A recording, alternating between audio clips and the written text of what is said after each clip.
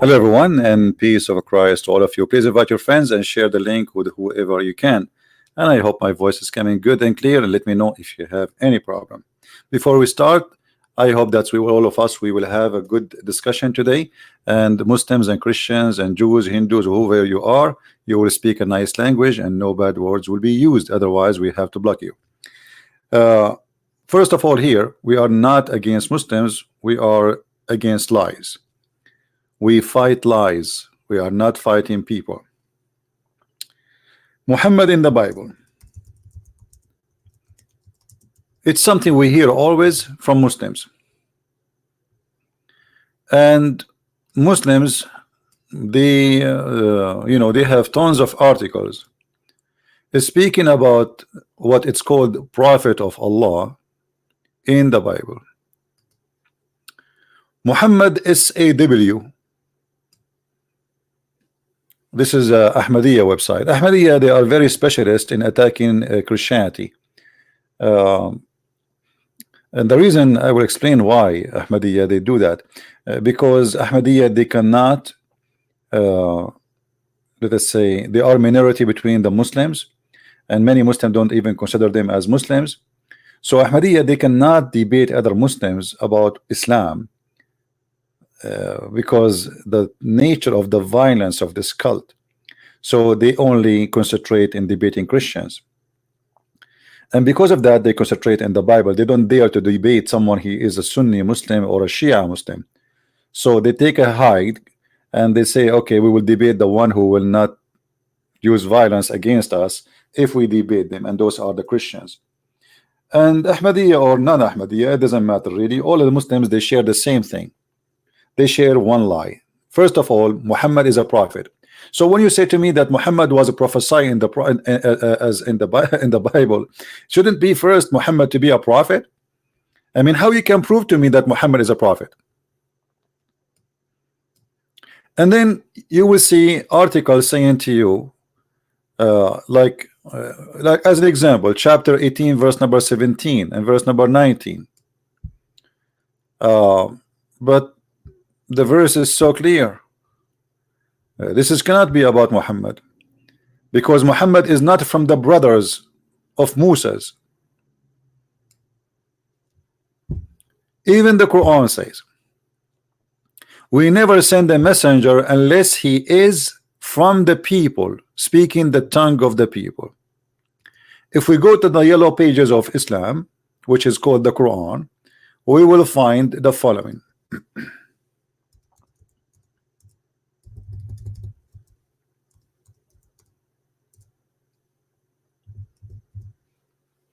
Chapter 14, verse number 4.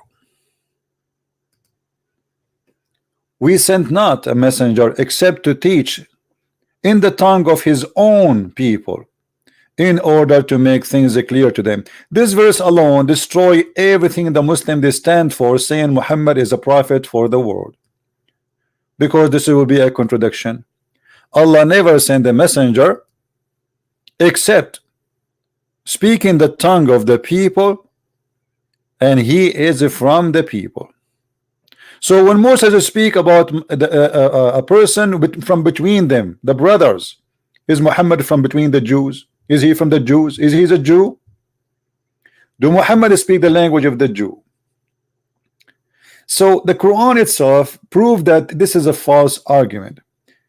But the most funny thing about this argument is Muhammad is not a prophet to be considered anywhere in any book.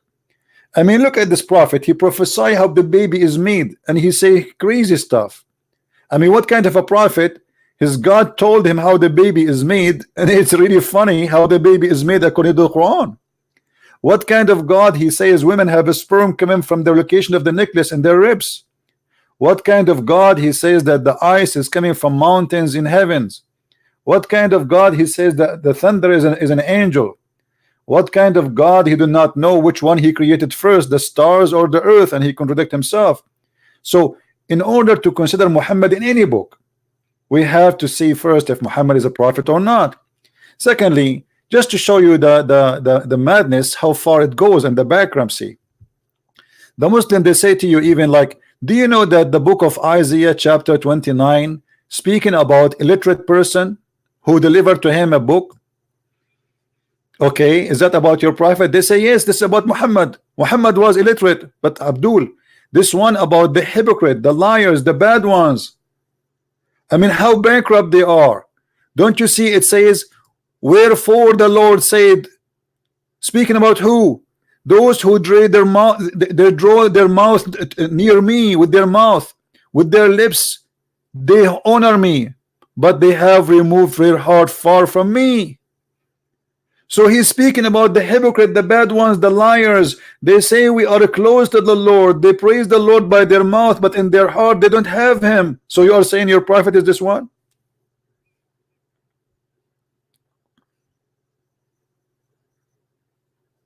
I mean, do you see how much the bankruptcy does? Because they are bankrupt, they try their best to find Muhammad somewhere. We need to find him somewhere. I mean, come on, we cannot prove Muhammad is a prophet from the Quran. So we have to find him anyhow, anywhere. But this verse about the liars, about the bad ones, about the enemy of God, how even you are insulting your prophet, but because they are ignorant, they just want this. They found the word not learned. That's it. Muhammad is not learned. Secondly, as long Muhammad is not learned, how somebody is not learned is going to teach me? Have you ever heard, with my respect to blind people, imagine you are a blind man and you are going to teach me how to drive. How somebody is not learned is going to teach us? So by stating that Muhammad is not learned, you just state that Muhammad is ignorant. This is what not learned mean.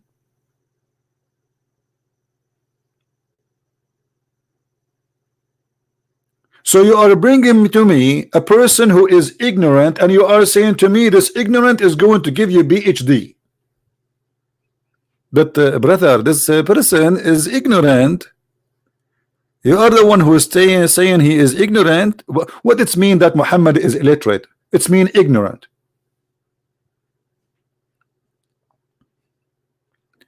Illiteracy mean being ignorant. So you have a prophet, you Muslims, you call him the ignorant, and you want me to learn from him.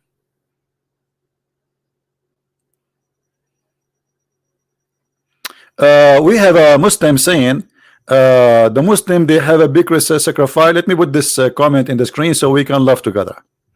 His name is Tariq. He's saying to me, the Muslims have a big sacrifice at the end of Ramadan and call it Eid al-Adha. How do you confuse Eid al-Adha with Eid al-Fitr? My friend, both Eid you have, they are al-Adha because you do Adha. Adha means sacrifice. That is your ignorance. And if you want, you can call me right now in Skype so we can laugh together about the ignorance of the Muslims who do not know even their occasion. Don't you Muslims slaughter millions of sheep and camels and goats, whatever, at the end of Ramadan? That is Adha. So you are the ignorant, not me. You have Adha after Ramadan and you have Adha after the Fitr. But because you are ignorant, you thought that Adha is a word have to do with the holiday. Adha is an act of slaughtering. And here, as long you mention this, I want to ask you why you are slaughtering. Why you are slaughtering at the end of Ramadan, and why you are slaughtering at the end of the what you call it al-Adha. Both of them are Adha. Adha is coming from the word Dhaha, which means sacrifice. So as long you are sacrificing at the end of Ramadan and you are sacrificing at the end of Fitr, so which one of them is Adha? Both, because in both you do sacrifice. And now if we ask the Abdul why you sacrifice, they will say because Abraham sacrificed. No, Abraham, he did not. In your book it says that Abraham did not sacrifice anything. So are you there, Mr. Tariq, to call me so we can laugh together? Now Tariq, he will go into nap, he will take a sleep, and he will not post no text no more. Mayday, Mayday, Mr. Tariq, are you willing to call me? Hello? Mr. Tariq now is going to make coffee, or now, no, it's time for a prayer. Just watch. It is time to pray. You have to go now. Mr. Tariq, are you willing to give me your Skype so I can call you? Hello? Hello? Hello? Okay, Tariq is taking vacation now. The confuse is you. If you ask any Muslim right now why you are sacrificing at the Eid, no, my friend, you are an ignorant. You do sacrifice is not a name. Sacrifice is an act. Is that true? Do you sacrifice at the end of Ramadan? Say yes or no. Say yes or no. Do you sacrifice at the end of Ramadan? Yes or no. You say yes or no, who care? I can right now go to Google and people will see that at the end of Ramadan, Muslims, they slaughter millions of animals. Is that true, Mr. Tariq? So you celebrate Adha at the end of Fitr and you celebrate Adha at the end of Ramadan. For Adha is an act of slaughtering, is not a name. In both you slaughter. Are you there? Anyway, he's trying to change our topic. We gave him a chance to call me, but obviously he's scared. He's terrified. Maybe he need to ask Mama if she allowed him to call me. So as you see, the Muslim, they say that their prophet is this is your Skype. Okay, let me call you. Hold on. Give me a second, please. Mr. Tariq, he gave us his Skype.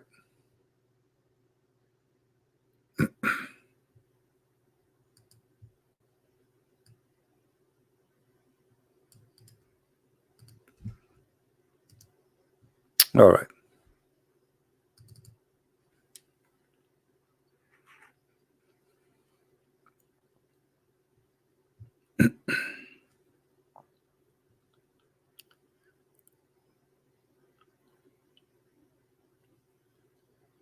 All right, we are loading Skype.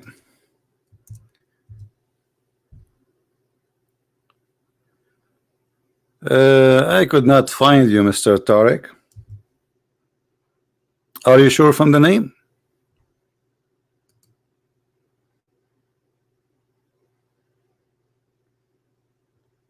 You see, I searched for your name. Let me show you. I will go to Skype.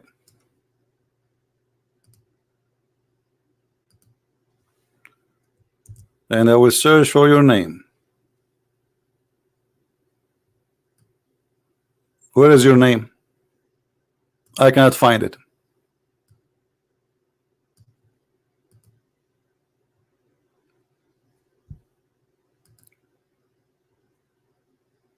Give me a real name, my friend.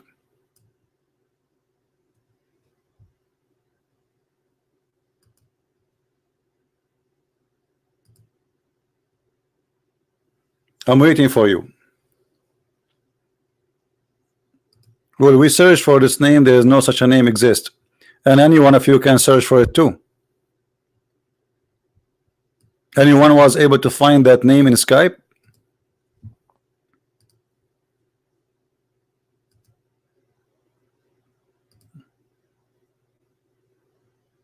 Yeah, I know he gave his ID, but I cannot find him.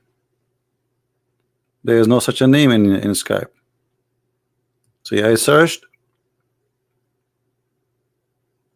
All right. And it says there's no name. I cannot find it. Here we go. This is your name. I click OK again, enter. You see, there's no name.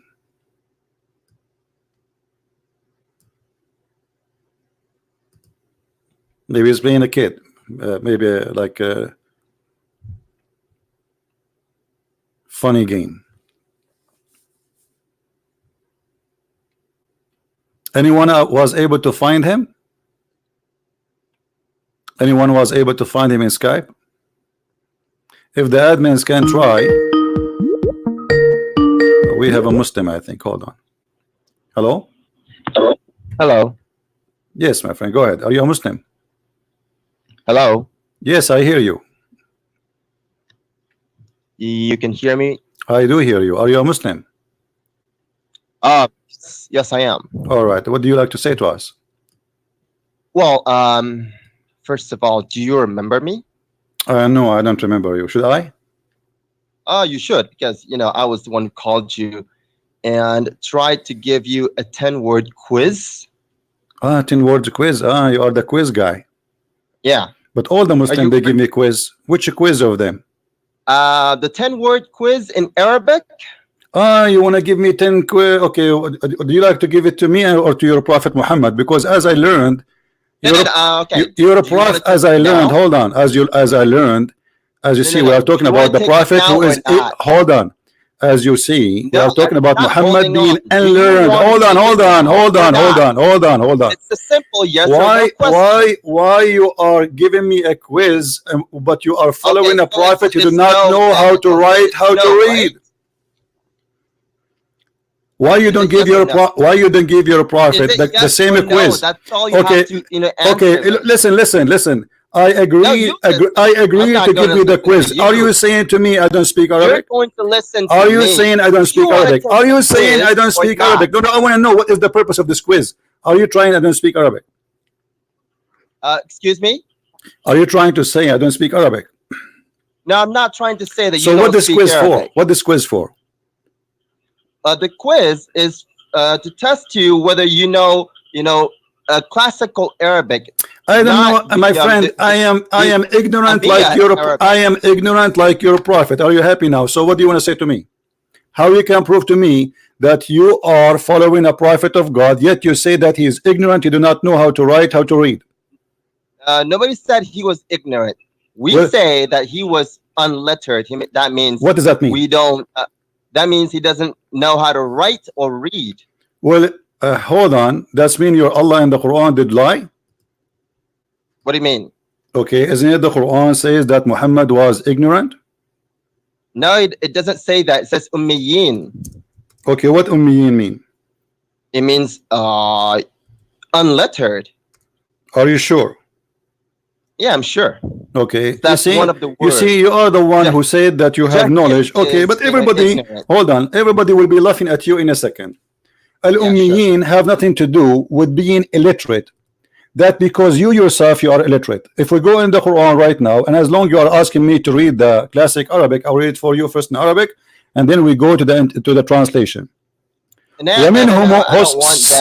وَمِنْهُمْ أُمِّيُّونَ لَا يَعْلَمُونَ الْكِتَابَ إِلَّا أَمَانِي. What I just said, translate. Yes, illa amani. Yes. What I translated. What I said. Translate, please. Well, I heard the last one, except amani. They're wishful thinking. But I'm not the one. No. Just wait. You just said to me that your prophet, he is ummi, but the Quran saying that the word is ummi is the one who is ignorant in the book. Yes or no?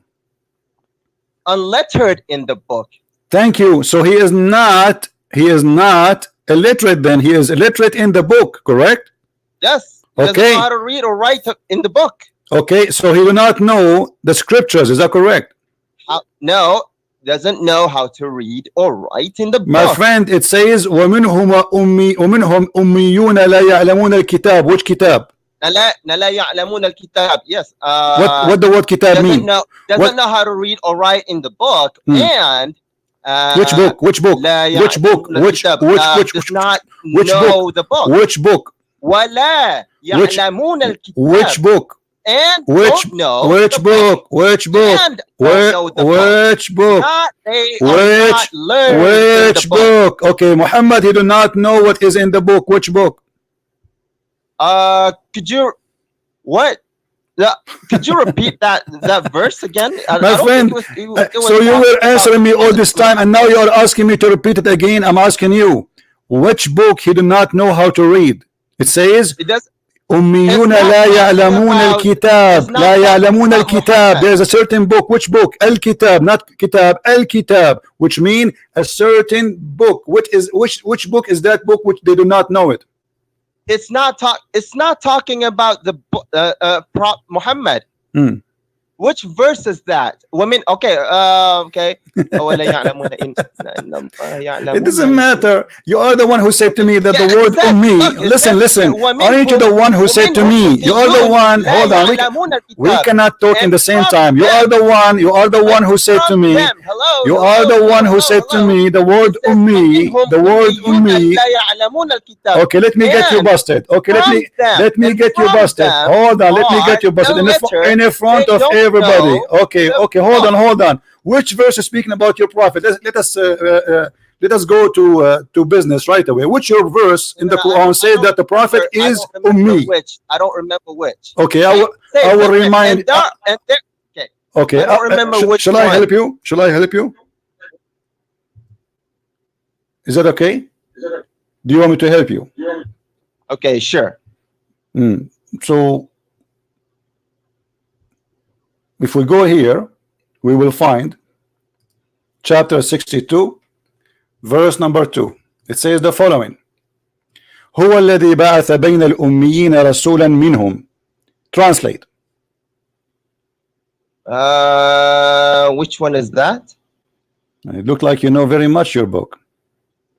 No, well, no, not really. I just said, everybody heard me. You look like you are very nervous. I just said chapter 62, verse number 2. And you said to me, which one is that? Because you are nervous. You're not listening. Chapter 62, verse number 2.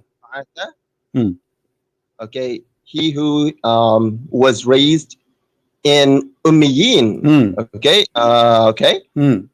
So what? He is one of them, right? He is Ummiyin. He is from the Ummiyin too, correct? Ummiyin, yes. Okay. So he was. Does that mean that Muhammad? Okay. Read or write. Okay. So so you are saying to me that Muhammad was sent only to those who do not know how to write, how to read, because the verse saying he was sent from amongst the unlearned. That's not what it says. That's what it says. Everybody, this is your translation. This is your translation. He is from the illiterate. And he is one of them. The unlettered people, he rose. You know, he raised a messenger. Okay, but he is one of them. All of them, they do not know how to write, how to read. It says among the unlettered. Yes, that's mean all of them. My friend. وَهُوَ الَّذِي بَعَثَ فِي الْأُمِّيِّينَ رَسُولًا. He sent them from between the Ummiyin. Don't tell me now you don't speak Arabic. Don't play games. So the verse saying clearly that Muhammad was sent from a people who they are illiterate, and he is one of them, correct? From people that were illiterate. Okay, illiterate. Yeah, illiterate. Yeah, illiterate. Okay, what kind of religion believe that everybody in Mecca was illiterate? No, it doesn't say that. It says that. It says he was sent from among them. Among who? Those who they are unlearned. Those who were unlettered. It doesn't say all of them were unlettered. No, it says that. It says that. It says that. And let me show you how the hypocrisy work. Then if not everyone is illiterate, even though it says the word ummiyin, so how you assume yourself that Muhammad himself is illiterate himself? Repeat that.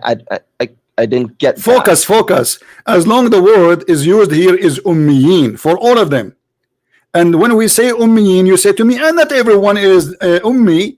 Some is ummi, some is not. So how you assume that Muhammad is the one from the some who cannot read? Because that verse is talking about him. Okay, but it's talking about him as what? As among those who are unlettered. Thank you very much. But the verse saying he was sent to them, those who they are unlearned, illiterate. Thank you. So you are saying to me that Muhammad is an ignorant, was sent to the ignorant only. Muhammad is not sent for those who know. No, it doesn't say he was sent to the ignorant only. It says he was sent to the unlettered. Okay, so the unliterate mean ignorant, correct? The illiterate is ignorant, correct? No, unlettered is someone doesn't know how to read or write. Okay, if somebody who do not know how to read, how to write, is he ignorant or not? Not really. Really? Not necessarily. Really? So why the Quran Yes. call him illiterate? Then, Because my friend, okay, let me show you how much ignorant you are. You are the illiterate, not your prophet only. Let us see. First of all, in the same chapter, chapter 62, verse number 5, it says that the same those who carry a book is the same as someone he is a donkey. Do you agree with this verse? if that's what it says, sure. Okay, so you're a prophet. You just said he did not know how to read, how to write, but he carried the Torah. So you are saying your prophet is the same as a donkey. Repeat that. Okay, you are very slow. You admitted and you agreed that the one who carry a book, he cannot read it, he is the same as an ignorant donkey, and the Quran says that. And then I said to you, well, you're a prophet, he do not know how to read the book, but he carried the book, so he is the same as the Quran describe him as a donkey. Who said who carried the book? The Quran says that. No, the Quran doesn't say Muhammad carried the book. Anyone who carried the book, who cannot read it, he cannot understand it, he is the same as a donkey. Read the verse. But Muhammad did not carry any book. Didn't he carry the Quran? No, he did not carry. So what he was carrying? He was carrying Buddha book. So when Allah was giving him verses, this is the book or this is not the book? Yes, that is the book. Okay, but, so he was carrying a book. So your prophet was carrying a book, and even Aisha, she said that. Okay, hold on. Was Muhammad, my friend, hold on. Okay, was Muhammad? He never had a physical book in his hand. Never. I don't think so. What about the Torah? He never. I don't think he ever carried a book. I told you that. Okay, let us see. But okay, you know what? Hold on. What? No. Rest. Okay, hold on. I will show you your prophet. He is holding the Torah, taking an oath in the Torah. Do you know that or not? He was what? He hold the Torah, and he swear by the Torah. Yes or no? Yeah. I think there was there is a hadith. Says he wasn't holding it, but he was pointing at it. Okay, did he put his hand on it?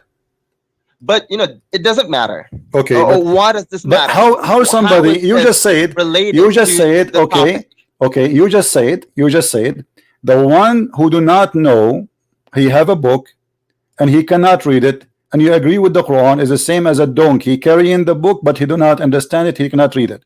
Your prophet is taking oath. He put his hand. Read with me. You're a prophet. You're a prophet, my friend. You're a prophet. You're a prophet. He asked for the Torah. They placed the Torah in the front of him. He carried it. He put it in the cushion, and then he put his hand on it, and he said, "I swear by the one who revealed thee, and I believe in thee." Now the question for you: how you swear in a book you cannot read, and you say, "I believe in thee"? Maybe they give him yellow pages. Maybe it's not the Torah.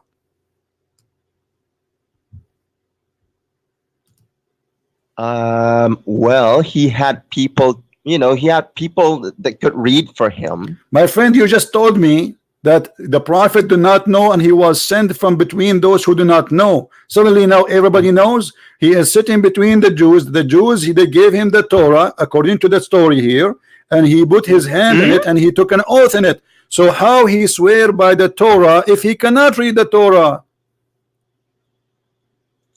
How he say I believe in thee without knowing what is inside thee? It says, okay, I believed in thee, and in okay. So then with the cushion from beneath and place a Torah on it. I believe in thee and in him who revealed thee. Okay, Don't you so think this is stupid behavior to say, to give you a book you do not know how to read it, and you say I believe in thee and the one who sent thee? Maybe they give me a book of Mickey Mouse. How I know what book they gave me?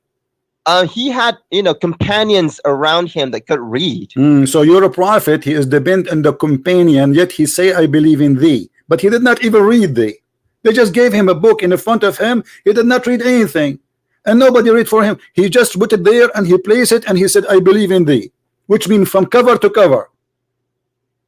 And no, it doesn't say from cover to cover. Oh, when you say I believe in thee, it's mean I believe in thee. The what? The Torah. The what? The what? The Torah. So yes, the Torah which they, the Torah which they placed, the Torah which they placed. Okay, which Torah? Which Torah? Which Torah? Hold on. Which Torah? It would be the whole book. Oh, yes, the whole book. Yes, the Torah. The Torah is the Torah. Okay, hold on. They place a book in the front of him in the cushion, correct?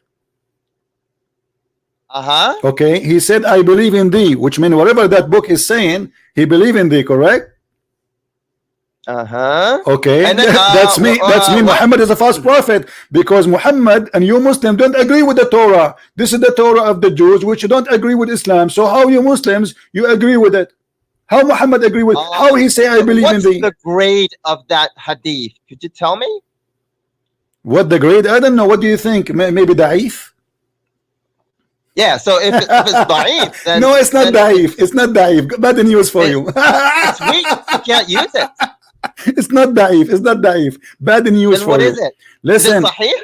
It is sahih. Yes, this is Sunan Abi Dawud, and this is one of the books of Sahih Sitta, 6 books of authentic, and this is Abi Dawud. So don't play the game. So just because it's from Sunan Abu Dawud doesn't mean it's authentic. Okay, so you are saying to me, okay, let me ask you, that will lead us to something, that Islam is not authentic religion. We cannot depend on Islam resource because Islam is full of lies. Is that what you are saying?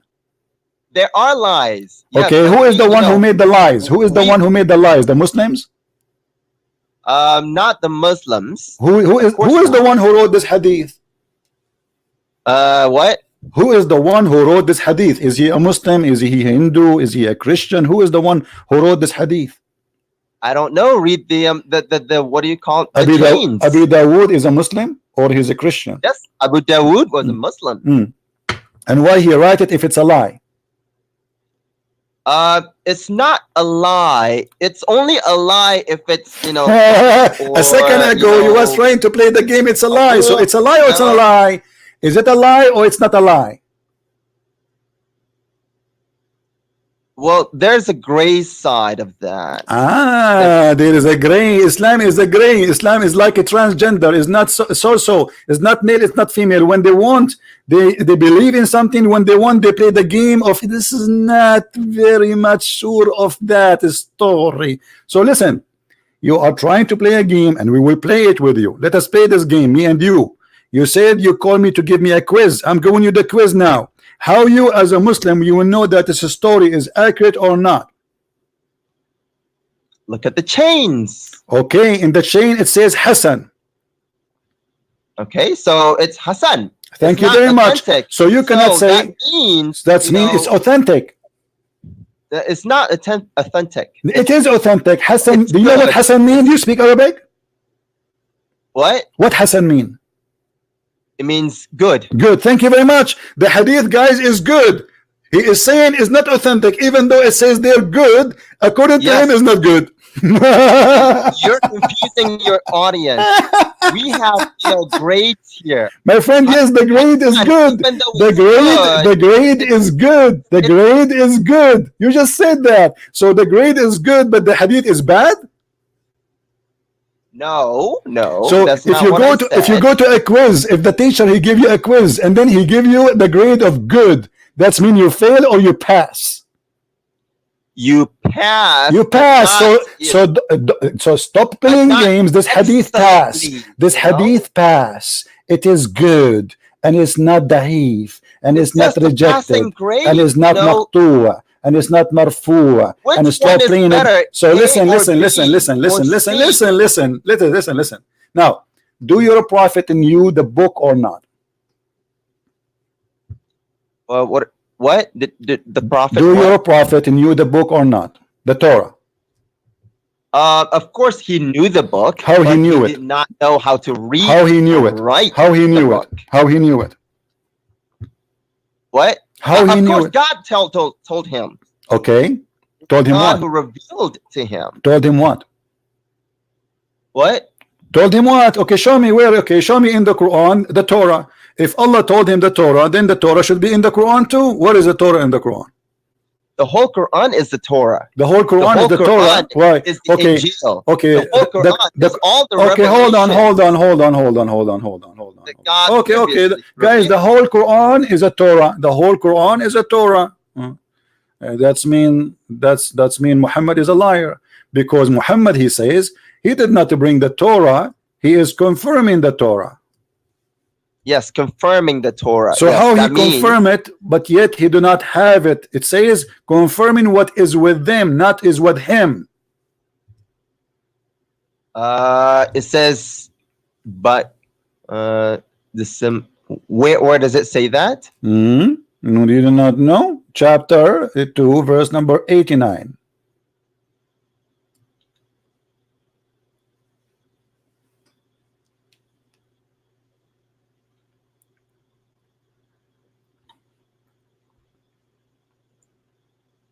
By the way, why does this matter? We're not talking about the topic. No, this is the topic. We are talking about Muhammad in the Bible, and now we find that Muhammad is ignorant in the Bible. He is ignorant in Islam. He cannot even read or write, and he is ignorant like you. Now, don't change the topic. You are in the corner. How Muhammad do not know? How Muhammad do not know how to read, how to write? Listen.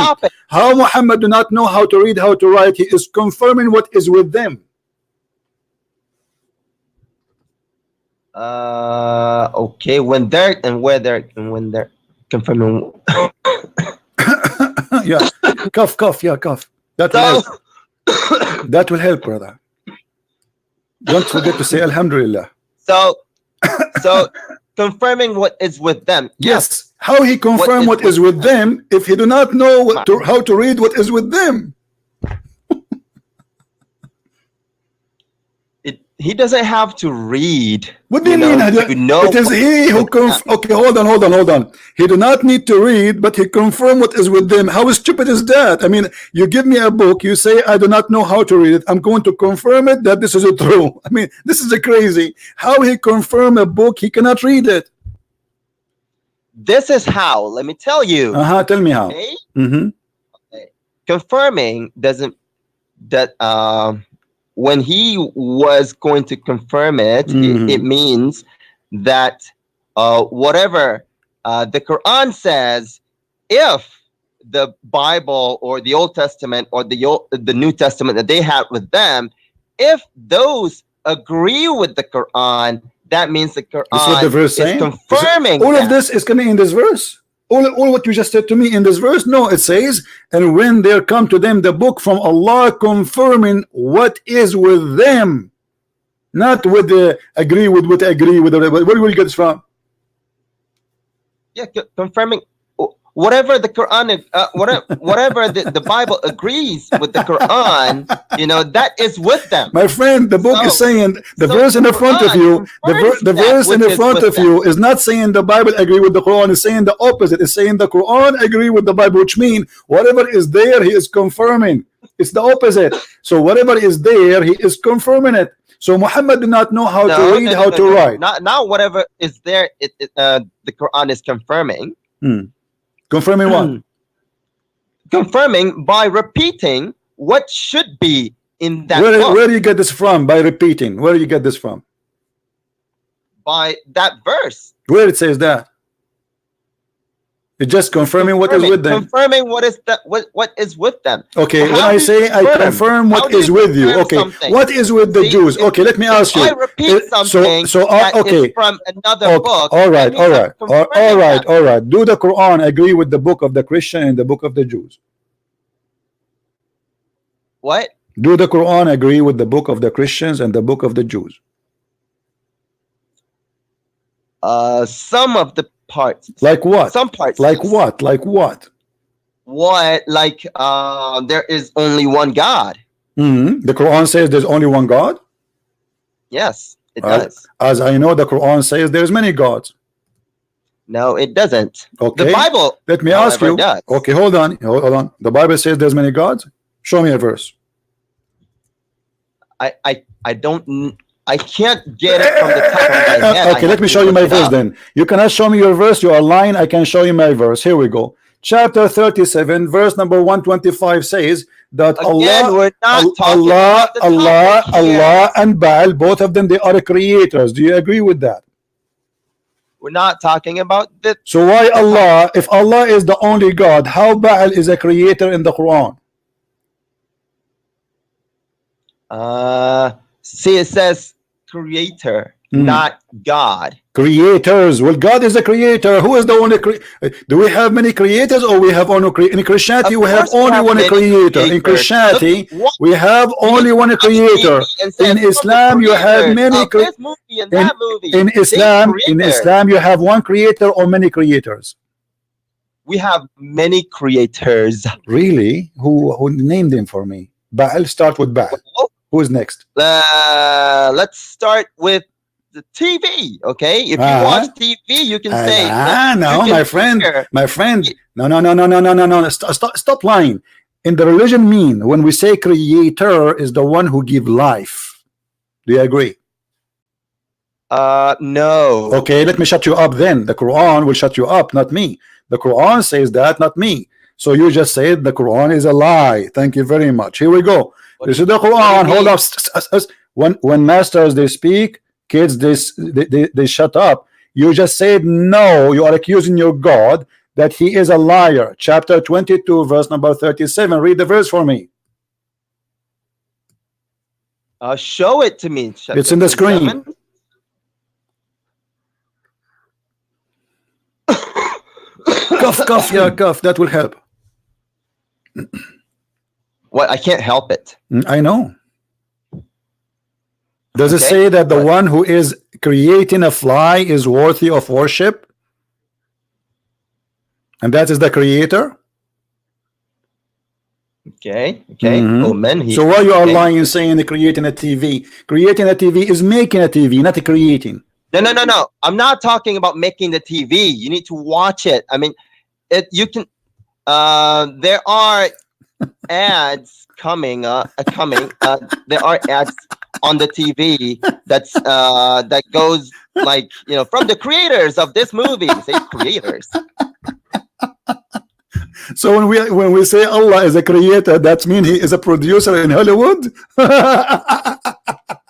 No, that's one of the creator. But Allah cannot make any movie. One of the meanings. But Allah cannot make any movie. Allah cannot make a movie. Prove it. Can he make a movie? Of course he can create a movie. Like what? Like what? Which movie? The one about the flying carpet of Solomon? The one about the flying carpet of Solomon? God never did create a movie. Okay, so what does have to do with what we are talking about the creator? When Allah he says he is the best of the creator, he is comparing himself to a movie creators, or he is comparing himself to real creators? Huh? To all the creators. Okay, Allah is the best of the creators, correct? Yes. Okay, let me ask you, do you compare yourself to a donkey? No. Okay, why? Why would I compare myself to a donkey? Give me the reason. Give me the scientific reason. Because donkey is not a human, correct? We compare a human, compare himself to a human, correct? We should compare donkey to donkey, human to human, monkey to monkey. Not always. Okay. Not always. So are you saying to me? Okay, let us say a donkey. Okay, let us say a donkey. He made something in his mouth and he played volleyball with it. Is that will make the donkey creator like Allah? What did you say again? I'm sorry.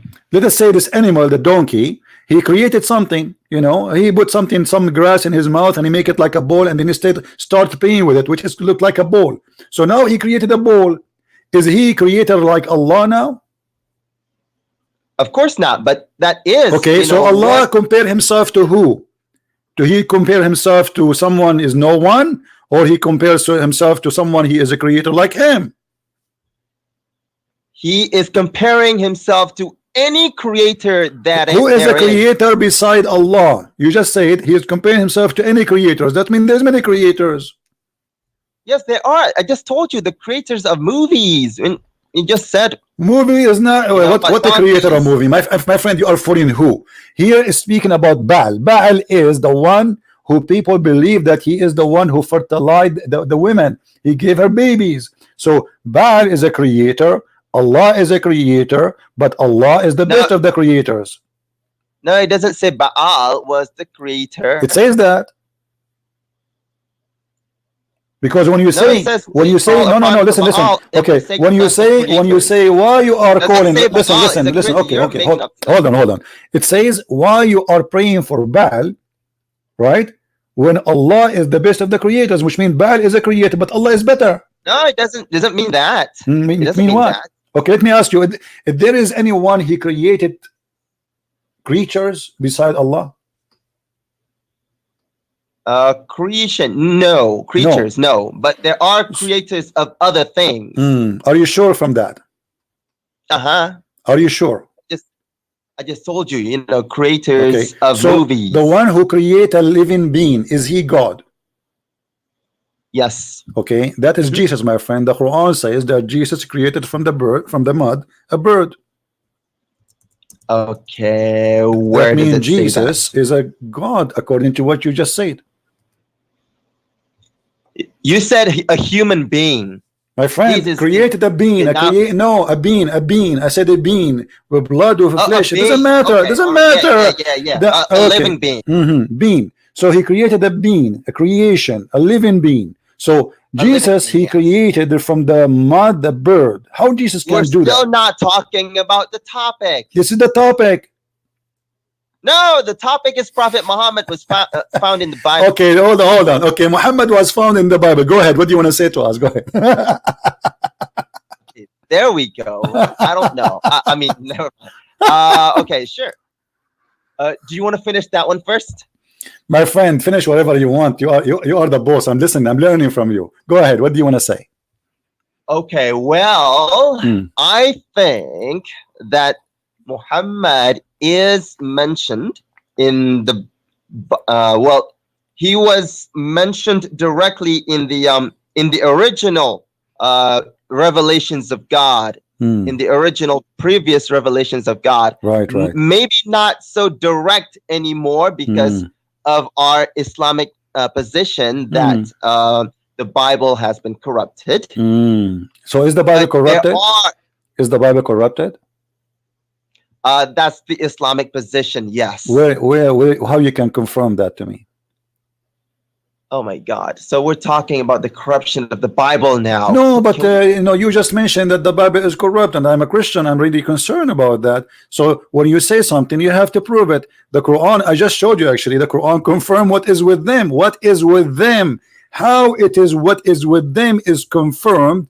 And Muhammad, he took an oath in what is with them, and yet it is corrupt. That means Muhammad is a fraud. Because if I take an oath on a book which is with them, and now I'm talking about a physical book, they give it to me, they put it in the cushion, I put my hand on it, and I say I believe in thee and the one who sent thee, and yet the Islamic position that this is a book which is corrupted book, that means Muhammad is a fraud. No, he said he believed in the book. Yes, the book, but you are saying the book is corrupted. I said, yeah, the book is corrupted. But when he said the book, it doesn't mean the whole book. It means the book of God. Which he said, you just said, he said, I believe in the book. You just said that a second ago. So the whole book. He believed. No, what do you mean the whole book? The whole book is in the front of him. They did not give him a page. He gave him the book. He said, "I believe in thee." He did not say, "I believe in this verse." He did not say, "I believe in this line." He didn't say, "I believe in this page." He said, "I believe in thee," and he cannot even read it. The whole book he cannot read. He says, "I believe in thee." It's a very clear sign that your prophet is willing to take an oath in anything, even we give him a zucchini. That's it. Muhammad is a fraud. Because the fraud is a bankrupt. He's trying to make the Jews believe that he's a Jew like them. So he said, I believe in thee. But you are saying to me the Islamic position believe that thee is corrupted. So Muhammad believed in the corrupted book of the Torah, and yet he swear by it That means Muhammad is nothing but a fraud. Okay, you done? Don't you want? Don't When you he want? Don't you said, want to cough? when he said, "I believed in thee," when he said, "I believe in thee," it means he meant the book, and by book he meant the Torah, and by Torah, whatever that is Torah in that book, he said he believed in them. Thank you. But this is but this is the book the Jews have since then until now.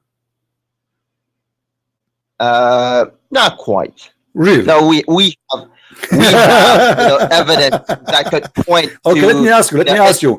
Let me ask you. Let me ask you. In the time of Muhammad, do the Jews believe that there's a guy? His name is Uzair. And we're not talking about the okay, title. So how he believed in that book? He knew that the Jews, according to the hold on. How he knew that the Jews believe in a guy? His name is Uzair.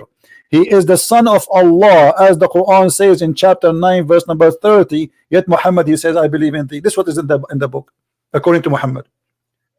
See, that's why I said he believed in thee. Thee means book. Book means Torah. Torah means whatever that is Torah in that book. Right. And that Torah is saying, according to the Quran, that Uzair is the son of Allah. Don't you want to cough?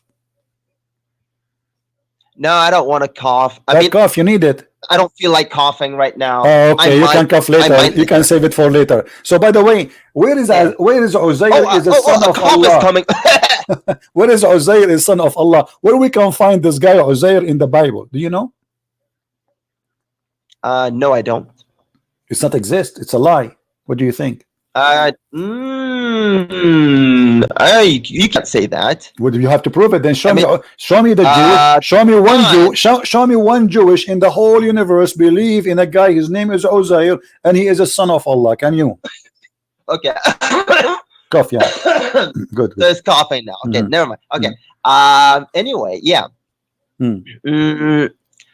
We have to remember that the Quran is an eyewitness of the 7th century Medina and Mecca. Right? The Quran is an eyewitness? Yes, it is an eyewitness of 7th century Medina and Mecca. And but why the Quran in that was the Quran written in the 7th century? Those places. Was the Quran written in the 7th century? It was not written. Yes, it was actually. By who? It was. By who? By Muhammad's companions. Muhammad companion. What is their name? Who is the one who wrote the Quran? I don't remember all of their names. Okay, I think it's time to cough now. Listen, as long as the Quran is written by the companion of the Prophet, is the Quran corrupted like same as the Torah or not? No, the Quran is not corrupted, because the Quran main method of transmission is not written in written form, but in oral. Is it true that the Jews, they sent a goat? She was working for the Mossad and she ate the Quran. Yeah, sure. Why not? Okay, so how you say to me it was not written and written by the companion, but the Prophet, he have the Quran under his pillow? Cough, yeah. Yeah, say it again. There's Quran under the pillow of the Prophet, and the goat ate it.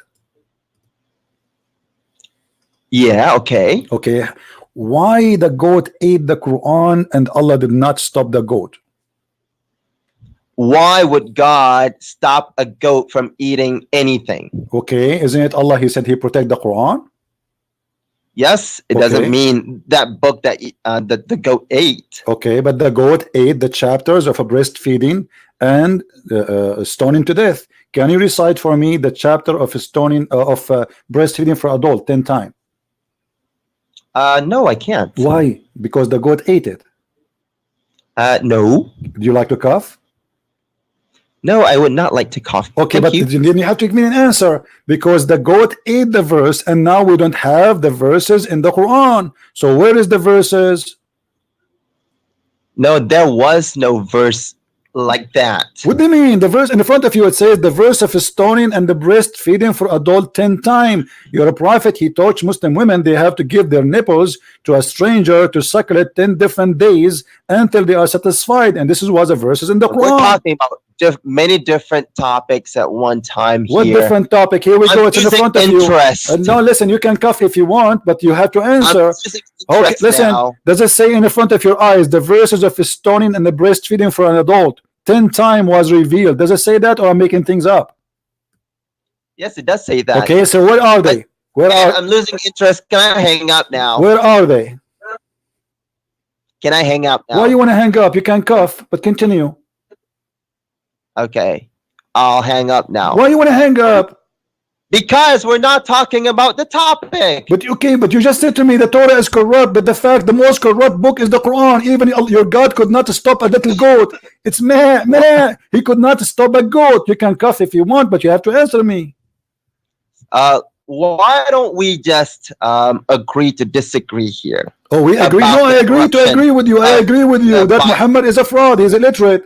There's no way Muhammad is a prophet of God. And the proof, look at those stories. I mean, he says to us in the Quran that Allah will protect the book. Not only that, it says that it is on Allah to collect the book, but Allah did never collect the book, which means proving Muhammad is a false. But in the top of that, we find that Allah could not even stop a little tiny goat. Why would he stop at goat? I don't because understand why would God want to do that. Okay, is it I asked you, did Allah promise to protect the book? Correct? You said yes. Correct? Yeah. Okay, so how he did not stop the goat? Because, why would he? Tell me, why would he? Because he promised to protect the book. This is his book. The book is not a physical book. You got to understand that, man. What do you mean that the physical? It's a paper. You see, she did the goat. She did eat a physical book. It's in the front of you, my friend. What not physical book? Yeah, I'm farting. LOL. You are farting now? Okay, that's Islamic. By the way, the Prophet, he says, if you fart, if you don't hear it and you don't smell it, you can continue praying to Allah. So what do you think? Okay. What you will do now? See, I'm losing interest. I'm making fart noises. Yeah, because now are you showing respect to Allah because we are showing your Prophet words? No, because you're not talking about the topic. So like, if somebody not talking about the topic you like, usually in your family you farted? Is that what your parents they taught you? You fart if you don't like the topic? Yeah, why not? Okay. Did your prophet fart if he did not like the topic too? No, I don't know. I don't think so. Okay. Well, anyway, my friend, if you ever see this goat, let us know because it's still wanted. We're trying to find her. Okay. Oh, you can might be now. dead now. So what we will do now, as long as you don't like the topic, what we will do? What? Take care, my friend. Take care. Next time, get ready before you call me. Okay? Just take some medicine and some stuff, so that will help you to be stronger. Eat better food. Change your diet. Camel urine is not helping. Take care. Who's next?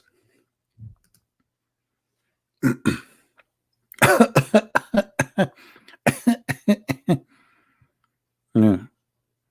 This is Islam.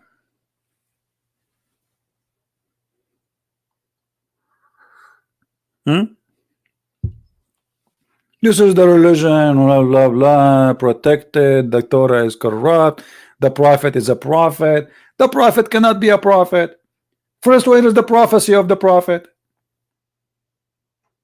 This guy who was calling me, he can call me back, by the way. But if you want, you can call me back and show me the prophecy of the prophet. Because in order to find Muhammad in the Quran, I mean, as a prophet, you have to be a prophet first.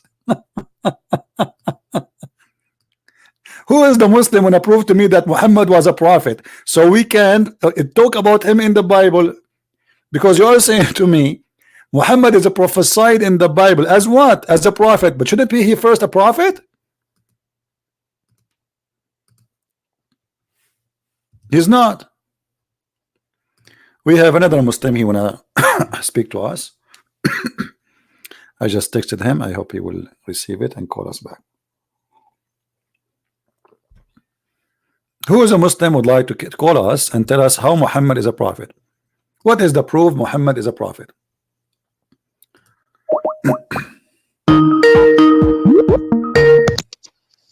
Yes, hello. Yes, Mr. Ali, how are you? I'm fine, thanks. How are you? I'm fine. You are live on air, and we were saying Muslim, they say Muhammad is in the Bible as a prophet, but shouldn't you prove to me first that he is a prophet? What do you think? Yes, of course. If someone claims to be a prophet, he first needs to fulfill the things that Okay, the prophet well, how does. Muhammad became a prophet? Give me a reason to believe Muhammad is a prophet. Go ahead, I'm listening.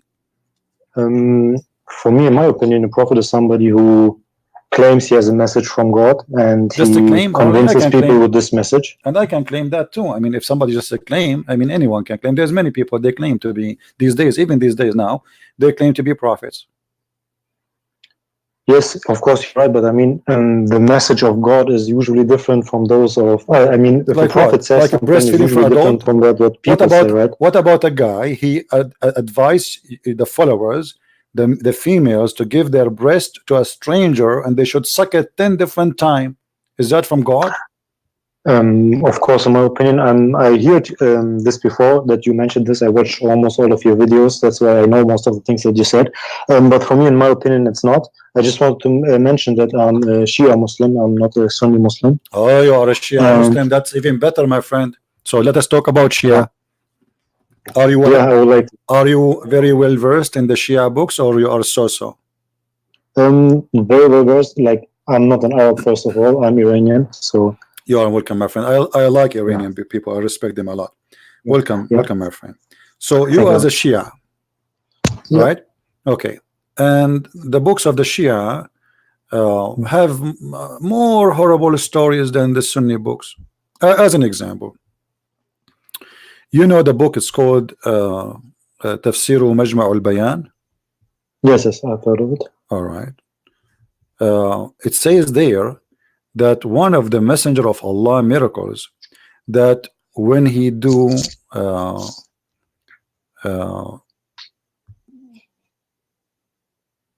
excuse my language, when he do poo-poo, the earth will open and will eat his poo-poo, and his pee smell like perfume. Okay. What do you think about that? I'm not quite sure. Like, I tried to search for this answer, but I mean, do Shia Muslims have also things which is called Sahih and Dhaif and all this stuff? Yeah, but this is Sahih. Because because usually I see most of, like, in the Shia Islam, it's like when we hear something from the family of the Prophet, we usually accept it no matter what it says. So, obviously, if I hear something like this, it sounds very funny and stupid to me. Okay, so how you as a Shia, you can verify for me that Muhammad was a prophet? As I said before, for me, in my opinion, it's because of the message that he basically give, the message for like all mankind. Like what? Give me one thing fit to be good for all mankind. Like what? Killing each other? No. Okay, but Muhammad he says that he have to kill all the Christians, all the Jews in the Quran. Yes or no? Like, in my opinion, it's more about in the context of this, how it, when he said my this. friend, the verse is so clear. Read it. You know how to read English? Yes, I know. All right. So in chapter 9, it says, verse number 29, fight those who don't believe in Allah. As simple as that. Not those who fight you. No, fight those who don't believe in Allah from the Christian and the Jews until they pay the jizya. Fight them, which means fight in the way to kill. Fight to kill. About those Christian and those Jews, which Allah expect them to fight the Muslims one day. But maybe Allah knows that these people will one day, if they become stronger, it is Muhammad is the one who attacked them. What the Muslim expecting them to fight them one day? I mean, this is funny. He just said, fight those who don't believe in Allah, nor by Muhammad, nor by the religion of the truth, which means supposedly Islam, until either they convert or they pay. It's a gang mentality. So why, if I pay you, you let me live? You don't care if I believe or not. If I pay you, I can stay as a Christian, and okay, I will worship Jesus as God. So why Muhammad is concerned about me paying him, and I will stay alive? Is that because he's a gang leader? Because maybe he thought, like, if some, because there would be some people, because they're afraid, they would say, yeah, okay, I will convert to Islam, because maybe he knew that he implemented this rule because he was also a state. So you are saying he is the one who implemented this rule, not Allah? Yeah, that's now hard to answer for me, because I think what he did was throughout, like, okay, can you read for me? Can you read for me the verse before it, verse number 28? Yes, can you scroll a bit up? It's still on 29. It's in front of you. In the verse 28? Yeah, verse number 28. Okay, no. Yes. Yeah. O ye who believe, truly the pagans are unclean, so let them not after this year of theirs approach the sacred mosque. And if you fear poverty, soon will Allah enrich you, if He wills. How Allah out of His bounty for Allah is Allah all-knowing. Okay. And if you fear poverty, you know what does that mean, right? You will get poor. Yes, okay. Yes. What is the solution? Attack the Christian and force them to pay jizya. Do you see it? So it was about money. Yes. So Muhammad is not ordering to do jihad for the sake of Allah. He's ordering to do jihad to steal the money of the Christian and take them as bounty and take their money, so the Muslims, they will not be poor. So it was not a solution to spread Islam. It was a solution to enrich you. That is a gang leader, my friend. And the verse is in front of you. This is the Quran. Yes, and so what does the scholar say about this? I don't care what the scholar. You can tell me you are a Shia. You know, you can open in Shia, but it's obvious. Isn't it obvious? You are a smart person. You're you're an adult. You can tell. Okay, here we go. Now we forbid the pagans from entering the Mecca. So now no business, trade business will be gone. We killed the Jews, run away, the Christian run away, and now we will not have money. So he said, okay, don't worry, Allah will enrich you. Go attack the Christians, attack the Jews, and take their money. So it was not for God. It was for filling their belly with the chickens and shish kebab. Okay, so now I understand your point in this, and I'm quite not sure what to answer about this. But I want to say, so why did Muhammad just mention the Christian and the Jews? I mean, on the world there were many other people, right? So thank you. This is additional proof that Muhammad is a false prophet, because he's a false prophet. Around him, there's nobody except those. So he said the Christian, the Jews. He never mentioned the Hindus. He never mentioned the Buddha. He never heard of them. Secondly, in different verse in the Quran, just to show you how hypocrite Muhammad is. In the beginning, because now he do not need to reach the Arab following him, things was fine. So he said the Christians and the Jews will go to heaven. Is that correct? Yes. Okay. How those who they will go to heaven now, today we will kill them? How that it change? Yesterday they will go to heaven, today go and fight them and kill them and take their women and take their money. How that can be true? Yeah, that can't be true. I mean, right? How this sounds now, it's like, yeah, it sounds like when he was weak, obviously he wanted to say this, and right. So when he became strong, when he was weak, thank you very much. When he was weak, he was a hypocrite, and then he gets stronger. Now he do not need them. Okay, kill them all and take their money. Correct. But I mean, what would be the other solution? I mean, if a prophet comes and from the beginning he has a many prophet opponents, of God, my friend, a prophet of God, he stands to the truth, not to the money and the business. What solution? I mean, if God is with me, who could be against me? What will happen? I would die from hunger. Jesus died on the cross. So what is worse can be happening? He did not say go and kill them. Still he did not say okay, go and kill every Jew. He's on the cross. He said, Father, forgive them, they do not know what they are doing. So he will go, he's in the cross, and he should be now cursing them, should be angry from them. I mean, what more is than putting nails in your hands, putting nails in your feet, shooting you with the arrow, making you die slowly in the cross, crucified. This is what crucifixion is about, torture. They are torturing him alive, and yet he is thinking about how to save them. While Muhammad, you are saying to me, it was a solution, and the solution is what? To reach their belly. If they are truly believers, well, isn't it believing is about, okay, grow your goat, live in the desert as before, pray to Allah, live in peace. You do not need to attack the neighbors and take their women. Correct? Yes, that's correct. Okay. I understand this, but I struggle with this topic for a long time now. I mean, I watched almost all of the debates, and I just can't understand. Like, I mean, all of my friends are Muslims, basically my family and everyone I know. I mean, in the world there are so many Muslims who should know all this stuff. But I mean, why there has to be something why the Muslims still are not, most of them are not bad people, right? I mean, if this is the doctrine of the religion, and if this is the main part of the religion, how is that possible? Ali, I do not know you, you do not know me, correct? And I am assuming you are a good person. This is not about me and you, my friend. This is about belief. So, and belief will have an impact on you. So now, if Ali really believe in this, he is going to come and kill me. Belief can change you. Belief can make you either bad or good. So we have Muslims who they are Muslims by name. I just came from Europe. I went to Germany. I went to many countries, and I saw how Muslim girls wearing jeans, putting makeup. I mean, they are Muslims, but Muslim by name. Muslim men wearing a bracelet and wearing jeans, and they are not practicing Islam, and nobody is praying, and nobody listening to music, blah blah blah. So Muslims are people like everybody, but not everybody knows what his religion is. The second you are a person who knows Islam very well, there's one of two things: either you will become like ISIS, or you will leave. So you want to say that like 99% of the Muslims basically are not They don't know. You know nothing. You yourself, until now, with my respect to you, you know nothing about Islam. Yeah, mostly that's true, because I can't also read Arabic. Okay, so I mean, you as a Muslim, or what you know a little bit about Islam. Like Islam teaches you to believe in one God. There's a prophet. His name is Muhammad. We have to pray 5 times. Blah blah blah blah. And then we, as a Shia, we beat ourselves for Al Hussein, Al Hassan. They killed them. Blah blah blah blah. We cry for them. And this is madness. This is But a human being is looking for refuge always, and he seek refuge sometime either in something smart or something stupid, like the ostrich. The ostrich is a bird. When this bird see the fox or the wolf coming, she bury her head under the sand, thinking that he do not see her, but she is the only one don't see him. And this is what the Muslims do. They bury their head under the sand, and they say, okay, Muhammad is a prophet. The Christian prince is lying. He's not telling the truth, but it's in front of you.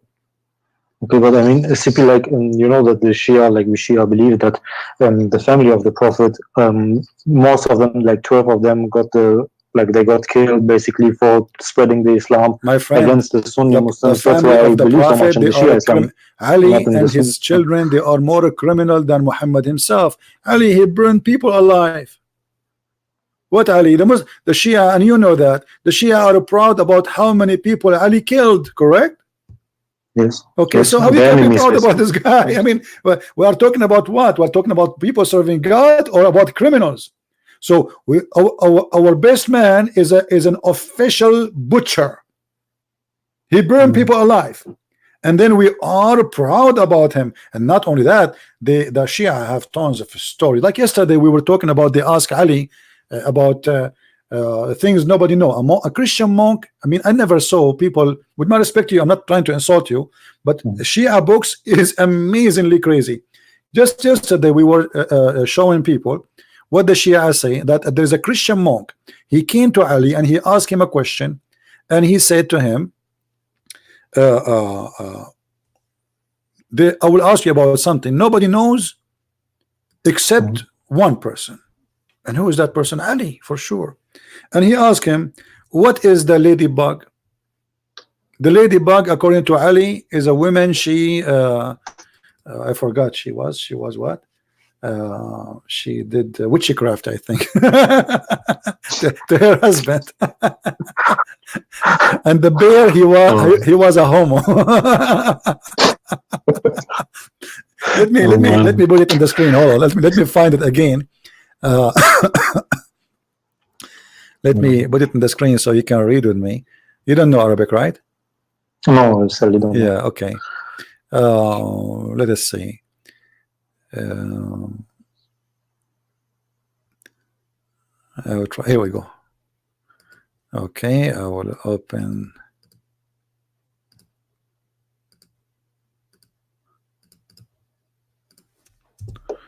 I will use Google Translation, because the it's in Arabic, as you know, everything in We Arabic. can do it in German. I know I German don't as know. well. Okay, well, but I will not be able to read then. Then you have to read for me. Okay, all right. You know, because the only German I know is Achschnischmachtischnacht. I don't know what does that mean. Don't ask me. All right. So here it says, let us use Google translation. But you know English, so we can use English, right? I mean, it's Yes, for sure. translate to English. All right. Here you will see they are saying this guy, this monk, supposedly he asked Ali about things nobody knows except one person only, and that is Ali. He want to be sure that this is the guy.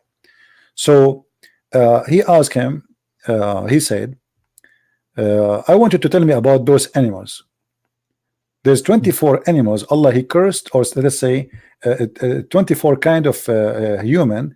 Allah cursed them and make them into animals." He started with the elephant. He asked him, what is the elephant? What he was? He said, Ali is talking now. As for the elephant, there was a man who come to the beast. He do sex with the beast, with animals. So Allah curse him and make him elephant. And then about the rabbit was a woman who did not does not wash after masturbation. So Allah make her a rabbit. As for the bear, he was a effeminate man. He was a homo. So Allah make him a bear. As for the scorpion, he was a man with two translation here is coming weird. As for the spider, let me go to the Arabic, the original Arabic. He was a person who speak about people in their back, you know, like he gossip, you know? Yes. As for the pigs, there were 700 men who ate on the table of Isa. And after they ate in his table for 40 days, they did not believe. This is a good one, no? Oh my God. So they ate in the table of Isa for 40 days, and because they did not, and they are 700. I mean, how big the table of Isa, my friend? This is bigger than all McDonald's in Germany together. So, and then he says, as for the monkeys, they were 500 men of the Jews who walked in the Sabbath. You see what happened if you walk in the Sabbath? And this is supposedly happened. Like this is Ali talking. Or are you kidding me? Don't say that to your Shia. Your family will kill you if you say this not happened. Don't make fun of it. Be careful. Be careful. This is Ali, my friend. Ali is talking. As for the spider, it was a woman which is her husband. She do witchcraft to her husband. This is what the spider. It was a female. Movie. Yeah. No. And then as for the turtle, even the turtle, man. As for the turtle, it was a man who. The translation here is very weird. The turtle. Hold on. Where is the turtle? Yeah. He used to like play with the scale. Like when you buy tomato, you buy 1 kilogram. He steal one of them, you know what I mean? So he is not decent in his business. So Allah made him a turtle. As for the lamb, it was a man who dig the graves to take the coffin of people from after they die. He steal the clothes of the dead one. As for the ladybug, she was a woman who called her daughter-in-law husband to her bed. And actually, look at here. I mean, Ali must be right. Because ladybug, even in English, her name is Lady. But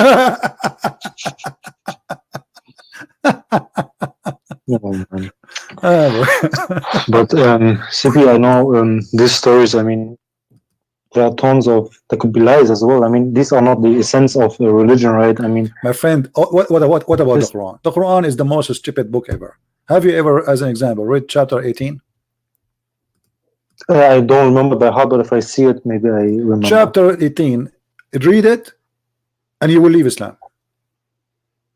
It is the most stupid ever you can come with. I mean, the one who came with the chapter 18, either he's taking too much hashish, or he's drinking mineral water every day. Yeah. Look at this. All the stories with his fiction stories, Muhammad, he took it, he put it in the Quran. The Seven Sleepers, it's a fiction story written by a guy, his name is Yaqub, and he is from Syria. He is an Aramaic person. He wrote it as a fiction for the Christian who are discriminated. He said to them that time will come when we will be victorious. Muhammad, he took the story, he put it in the Quran, the Seven Sleepers. But this is a fiction story written by a guy, we know his name, and the book is published all over in the world. And then look at the wisdom here. Some they say, they are asking Muhammad, okay, the Seven Sleepers, how many they are? Even the title of the story is Seven Sleepers. So how many? Look at this. Allah is talking now. Some they say they were 3 and their dog is the 4th. And some they say they are 5 and they're 4 and their dog is number 5 and their dog is number 6. Some they say they are 6 and their dog is number 7. Say no one knows their number save Allah. I mean, what kind of this? What is that? I mean, what is this? I mean, how are we supposed to understand something like this? Imagine you came to me to ask me how many are they, those sleepers. I said to you, well, some they say they are 3 and their dog is number 4, and some they say they are 4 and their dog is number 5, and some they say they are 5 and the dog number 6, and some they say they're 7 and they're 6 and the number dog is number 7. However, only Allah knows what is their real number and few. So what is the numbers? What the point of this? What was the purpose of the first? Stupid story. And then not only that, he says, and they slept in the cave for 300 years and 9. How come here he is so sure in the number of the years, but there he cannot tell us how many they are? And same time, how you can say they are 4 and their dog is number they are 3 and their dog is number 4? This is wrong in Arabic and in English, in any language. You don't count the dog as number 4 because dog is not a human. Yes. Correct?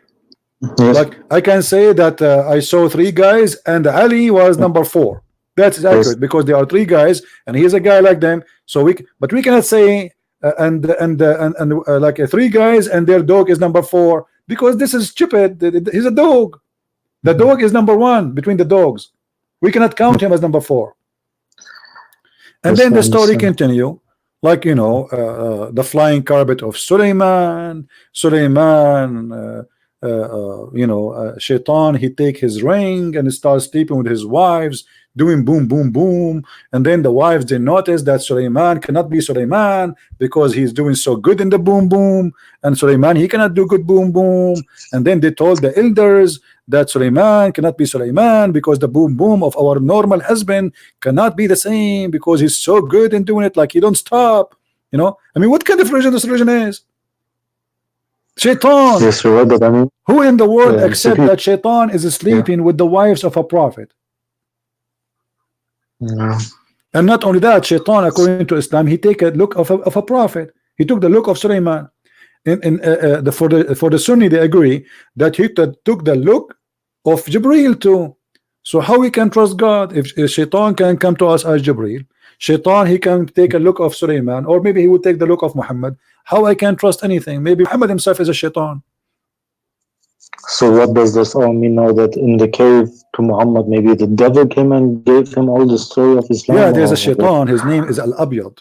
The reason they call him Al-Abyad, because simply he came as in a white color as Jibreel, but he's not white. So he changed his color. He changed his look. But by accepting this story, that's mean we cannot trust anything Muhammad he brought to us, because maybe it is all from this Abyad person. Yeah. Okay, so you would say that it's like Islam was totally, basically, the devil basically gave it to Muhammad. Because we cannot know if the Muslims agree that Shaitan, he gave Muhammad verses and etc., and he came in the look of Jibreel, then how we can trust that Muhammad, he did not receive the whole thing from the same devil? You see, even in the books of the Sunni, I can show you some source from the Shia too. But usually, yeah, I mean, I'm not only believing in the Shia sources. I mean, I'm not so strict in that. I take basically. Muhammad, he said that Shaitan, he commanded him to do good. Well, I mean, how much convincing that Muhammad is a prophet? Look at this. There's none amongst you with whom is not attached from amongst the jinn, the devil. The companion said, Allah Messenger, with you too? Whereupon he said, Muhammad, yes, but Allah helped me against him, and I am safe from his hand. He does not command me but for good. How is it possible? How Muhammad is a prophet of God and the one is commanding him is Shaitan? Yeah. And how Shaitan he command good? Since when Shaitan he command people to do good? He's Shaitan. He just said the devil. Yeah. This is the good devil. So my friend Ali, why you don't say I'm out of Islam? The problem, CCP, I'm thinking a lot about it because it's about my soul, basically. You know, it's not something easy which I could decide, but I'm really having my doubts, to be honest. You know, I have my doubts about it, but I don't know. There are still some things which keep me on it. I don't know what it is exactly, but maybe you like to have 72 versions. Actually, okay, Steve, I would say if it's okay if we stay on this topic that you just said, the 72 versions. I mean, what is it? Okay, so we say in Islam there are 72 versions. What about what happens as a Christian, for example, if you die? Sorry? What happens if you die as a Christian, for example? That's a good question. Okay, you see here how we know if the person is speaking for God or not. God is not a pimp. He will not seduce me and tempt me by sexual activities. All of us, we knew that, you know, sexuality, it can be good, it can be wrong. Depend you are practicing that with who. God, when he gave us this gift, is for the order of having a family and to reproduce, not for the joy itself, which means sex was not the purpose. So Adam and Eve, they complete each other to make a family. However, in Islam, sexuality became the target, not God. When they ask Jesus, okay, the Jews, because they think the same way as Muslims, you know, they ask Jesus, okay, there's a guy, he marry a woman, and then he pass away, and then his brother, he marry her, etc. So who's going to have her in the heaven? Jesus said, in the heaven, in his kingdom, we will be the same as angels. We will not marry or get married. We will be the same as angels. What does that mean? That means we will be free from our needs. You see, happiness is not about eating a falafel. The one who made you or he creates something in your tongue to be able to taste food, he can give you better joy, correct? Yes. Okay, but this is not necessity or necessarily to be by eating falafel. So do angels enjoy their life? Obviously they are angels, they are happy. So we will be the same as angels, but angels are not eating, they are not drinking, they are not having sex, but yet they are happy creatures. So God will make us free. The first thing will be when you became the same as angel, which means you will not be an angel, but the same as angel, you will be free from your needs. Because sex is a need, food is a need, sleeping is a need. It's all is needs, is not just like a choice. Some of them is not even a choice. We have to do them. So when you will be the same as an angel, you are free from everything. In other way, God, he made you, he leveled you up from a human who is slave of your needs to be a creature who is free of needs.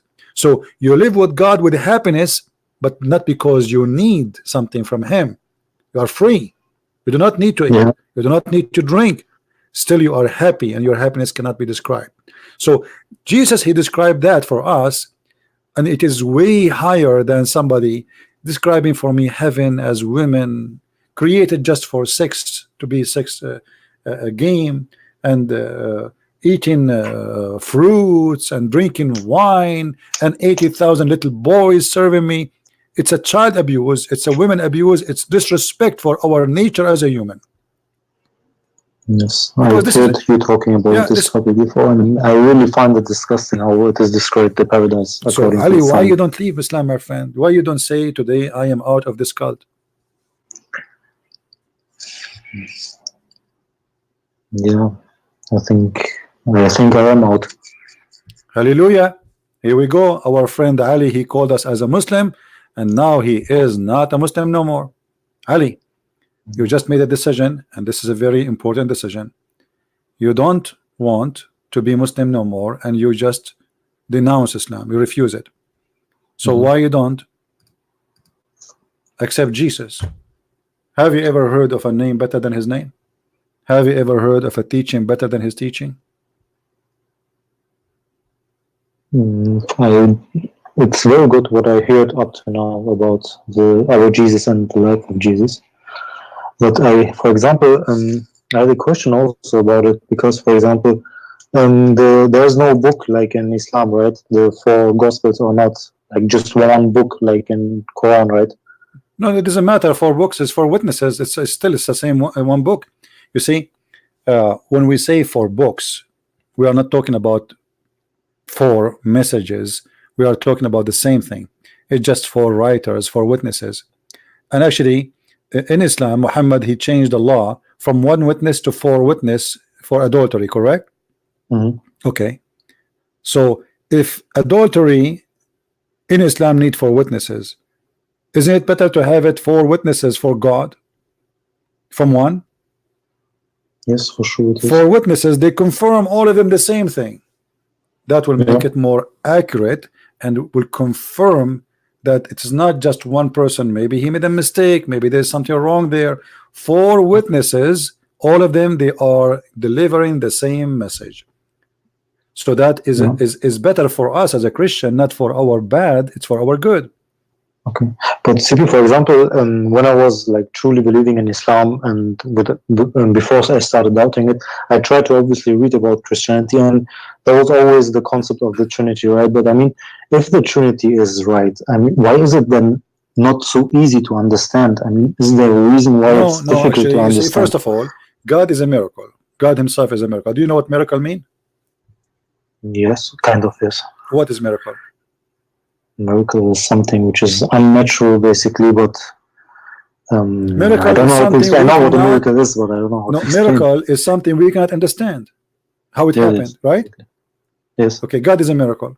So in order, when you say we cannot comprehend how his glory. However, the Trinity is very easy. If you look around you, you see everything is created around us have the fingerprint or signature of God. As an example, what do the Quran says that every living thing is from water, correct? Yes. Okay. Well, water is H2O. Yes. Okay, 3. Okay, well, why the water is if you go the golden ratio, it is 1 to 2, 3. Why?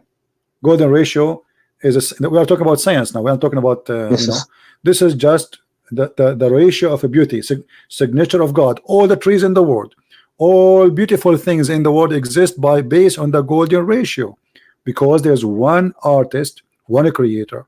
Trinity is very simple. You know,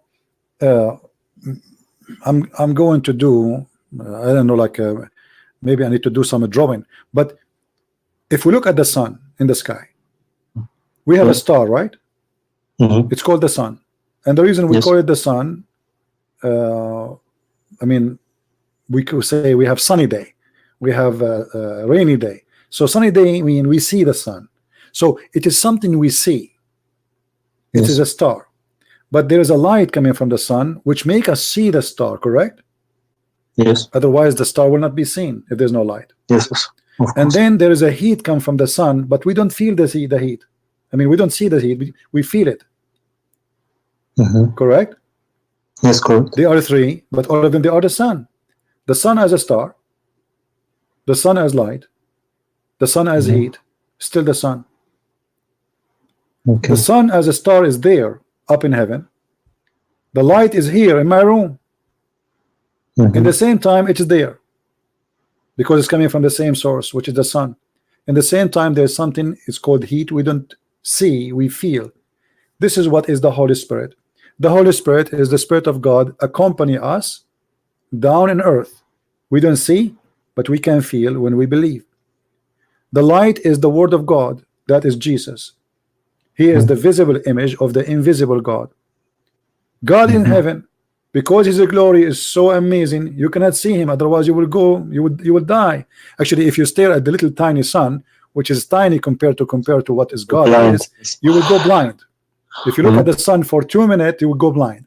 So imagine if God himself we are looking at.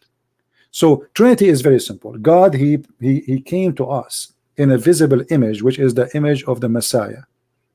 So the Messiah is nothing but the image, or the visible image of the invisible God. Now, we believe in the same time that we have one God, but is it possible that God can be three persons in the same time? Well, God, if he is God, then why we call him God if he cannot be? Yes, of course. You know, we call somebody Almighty because he's Almighty. That means there's no limit for what he can do or what he is. So if he is what he is, this is what he introduced himself to us. This is what he is. If there is a guy, he is from India, he's a Hindu, let us say, he said, I have 1,000 God, and then we discovered that yes, there is 1,000 God. That will not change the fact that yes, there is 1,000 God. It's not about the numbers, right? Yes. It is about the fact. So either we accept it that this is the fact, or we refuse it. This is how God he present himself to us, that this is I am one, yet I am a three person. Or we say, I'm not going to believe in that. However, everything the Messiah he came with the proof to us that this is true.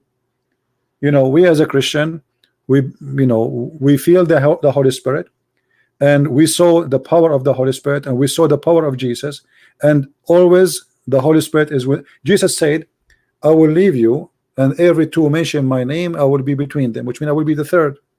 How he can be between us? By his invisible image. Well, what does that mean? We have God, we have the Holy Spirit, we have the man, which is supposedly Jesus. So the Holy Spirit is with us always. So he said, I will go and I will leave with you the Comforter, and the Comforter is the Spirit. So God has a spirit in Christianity. God is a spirit in Christianity. God is capable of in Christianity. In Islam, no. The Muslim, they say to you, God don't have a spirit. Yet he is a physical being. But this is crazy, because and now the Shia actually is more horrible, because the Shia, they say he is not a physical being, but he don't have a spirit. So what he is? Nothing. What is left? You know? True. He's not a physical being, he is not a spirit. So Trinity is a very, very simple way to understand God, is to see the nature around us. We will find that the Trinity itself is what make us live. You yourself, like 2 days ago we were talking about Muhammad phobia with the cross and things. But if you think you yourself is a cross, even without opening your hands, by the way, you know what I mean? Yeah. Even without opening your hands, you are a cross, and that will make you, I mean, so we can find evidence of things around us if we just observe carefully, and we don't just take what people say to us. I don't want you to take what I'm saying to you. I want you to think about it, which means don't make decision because a Christian prince he said things. No. You make decision because you think about it and you agree with it, and then you say, okay, this is right or this is wrong. No, I mean, when I was a Muslim, I was super convinced of this. I mean, I was very strong in my belief and about everything what the people told me about Islam and what I read about it. And I listened to many Shia scholars and stuff. But since I started reading just about Muhammad himself, I started realizing there's something wrong. That's why my doubts actually started, because how can he marry a good girl which was only 6 years of age, and just many, many horrible other things. And just if you compare Muhammad to Jesus, you can already see that between them there's a world difference. So we cannot compare. But I was just comparing between Muhammad and Jesus is an insult to Jesus.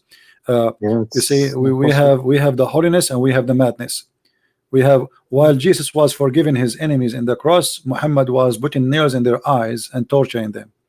And Muhammad, I mean, name one thing Muhammad ugly did not do. No. Not even one thing he did not do, I mean, is not ugly. Like, look, just to show you how Muslims they act.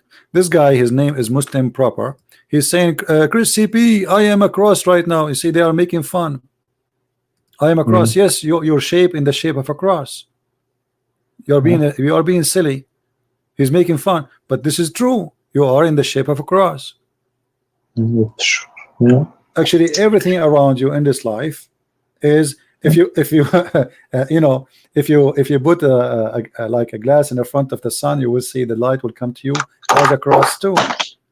Anything around you is crucifixion. And the crucifixion, the funny, they are making fun of the crucifixion, but Allah himself, he chose to punish people with the cross. Yeah. And I mean, what was this story that the Muslims always keep saying, which is written in the Quran, that Allah made someone look like Jesus to die on the cross? I mean, wouldn't then Allah be the person who made the Christians even like he deceived exist? them? Exactly, he deceived them.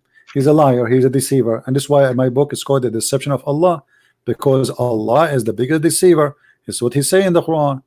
They deceive, and he deceive, and he's the best of deceivers.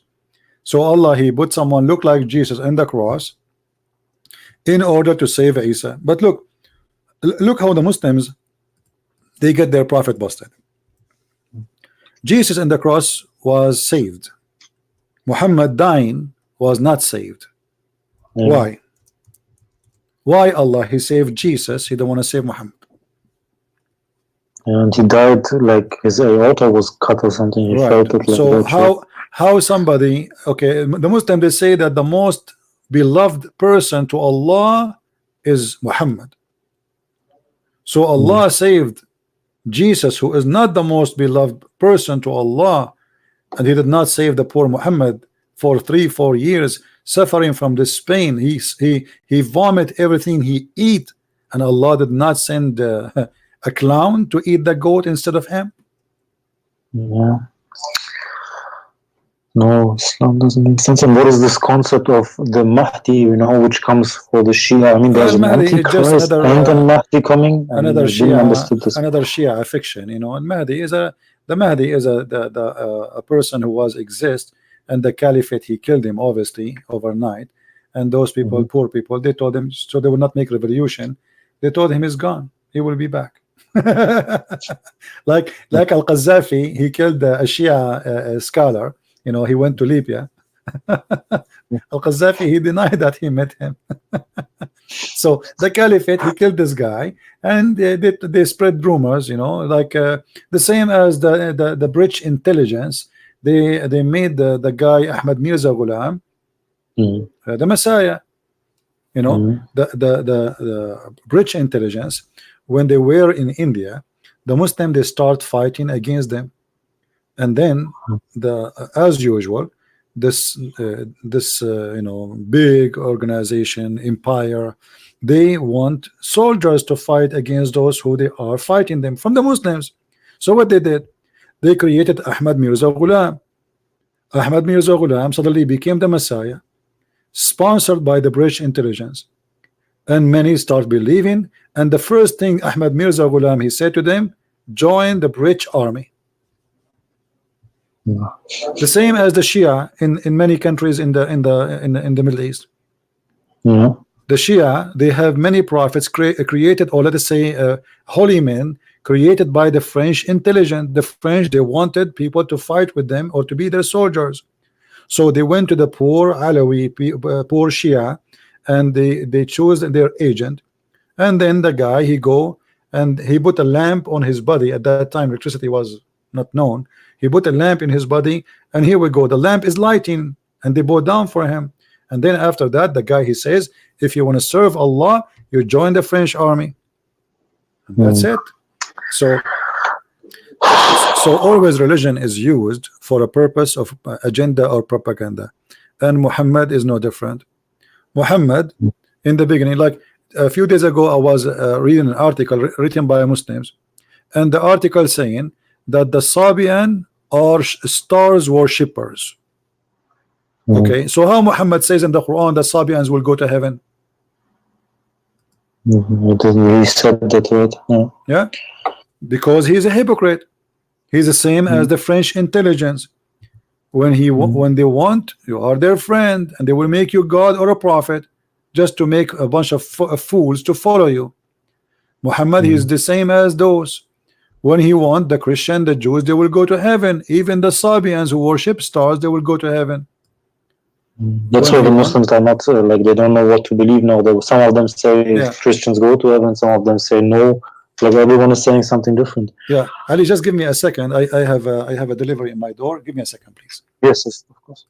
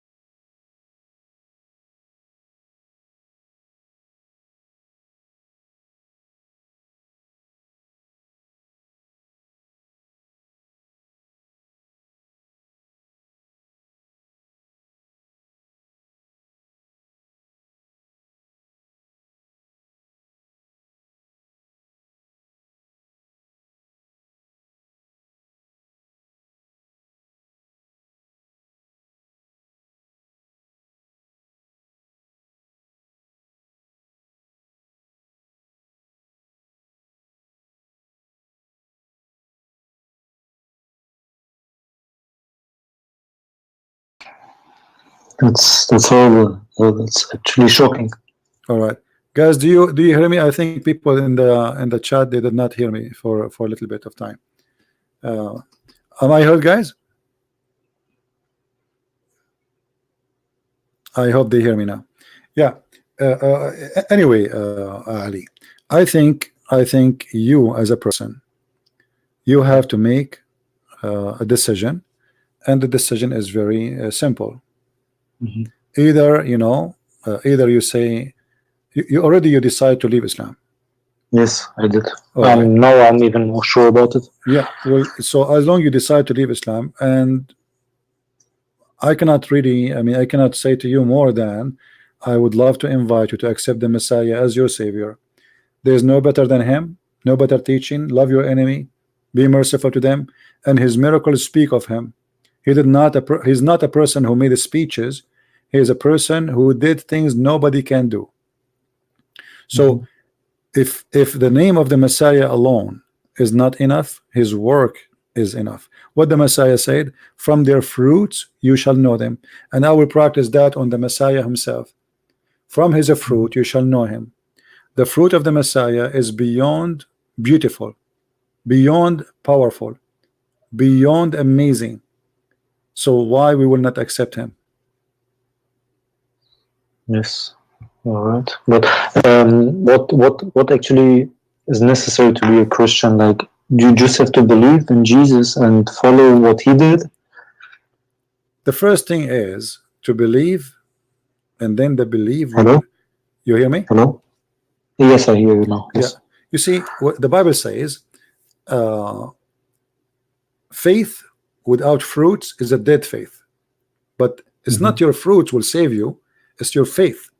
But because you have faith in the Messiah, then your life will change, and you will have a fruit different from the fruit as a person who's a Muslim.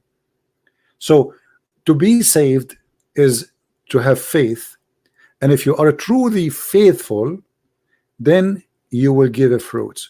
You know what I mean? Yes. It's like there's a tree, and this tree says, okay, I am a good tree, but this tree does not give a fruit.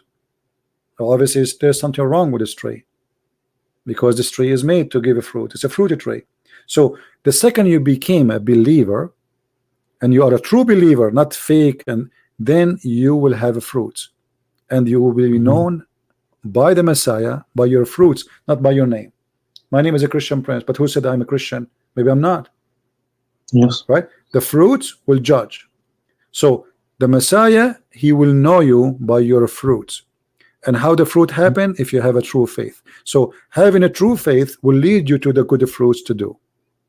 So you have the true faith in the Messiah, you believe in him, and don't worry, he will guide you. And even if I, for example, can't say it with my tongue in front of people, it's not a problem, right? Like, I mean, it will be very hard in the beginning to how to say it, to we as announce Christians, this. I understand, but we as a Christian, we have to be truthful, and we don't practice taqiyya. Yes, You know what I mean? I know. So you do not need to go on the street and say I'm a Christian, and don't be crazy, but you should not deny your faith if you have faith. Otherwise you will be a liar. Okay, yes, you're And right. the Messiah, he don't accept such a thing. The one who deny me, I deny him. So me myself, I will never deny him. You know? No, you're right. If he is, you shouldn't deny the truth. Yeah.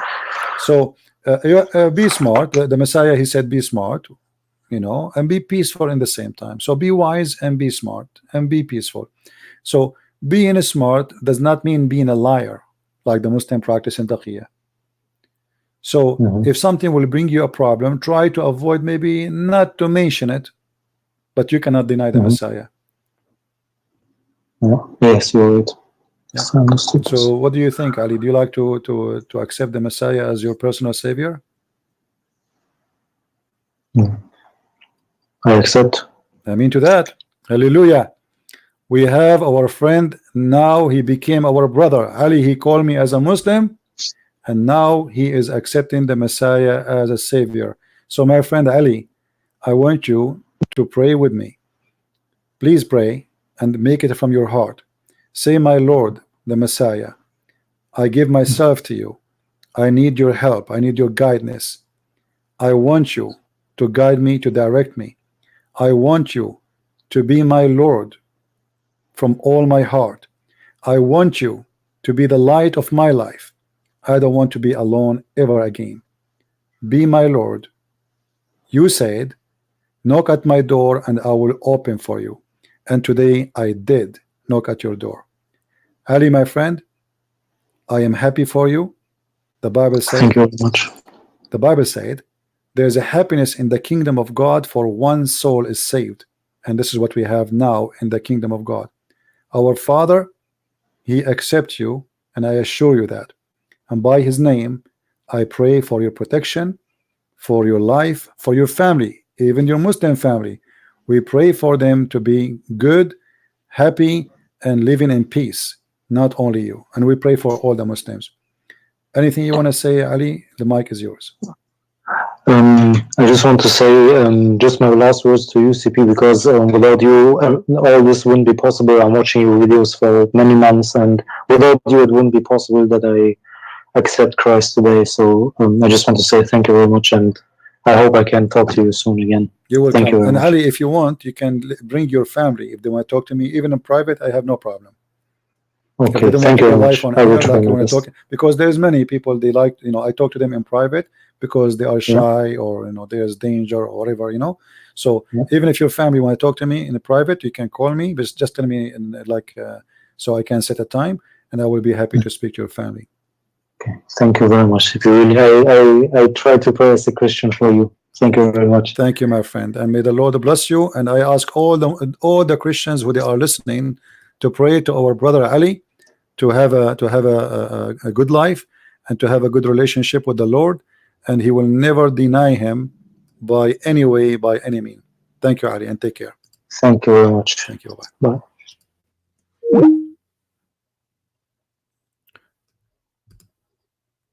As you see, The Lord, He do amazing things, and it's not me who help you. You help yourself, and the Lord, He help you. I'm just a person sharing some knowledge, little tiny knowledge with you. I am no one.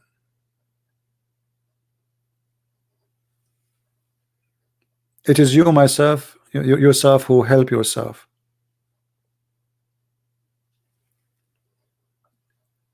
Every one of us who suffer from a problem.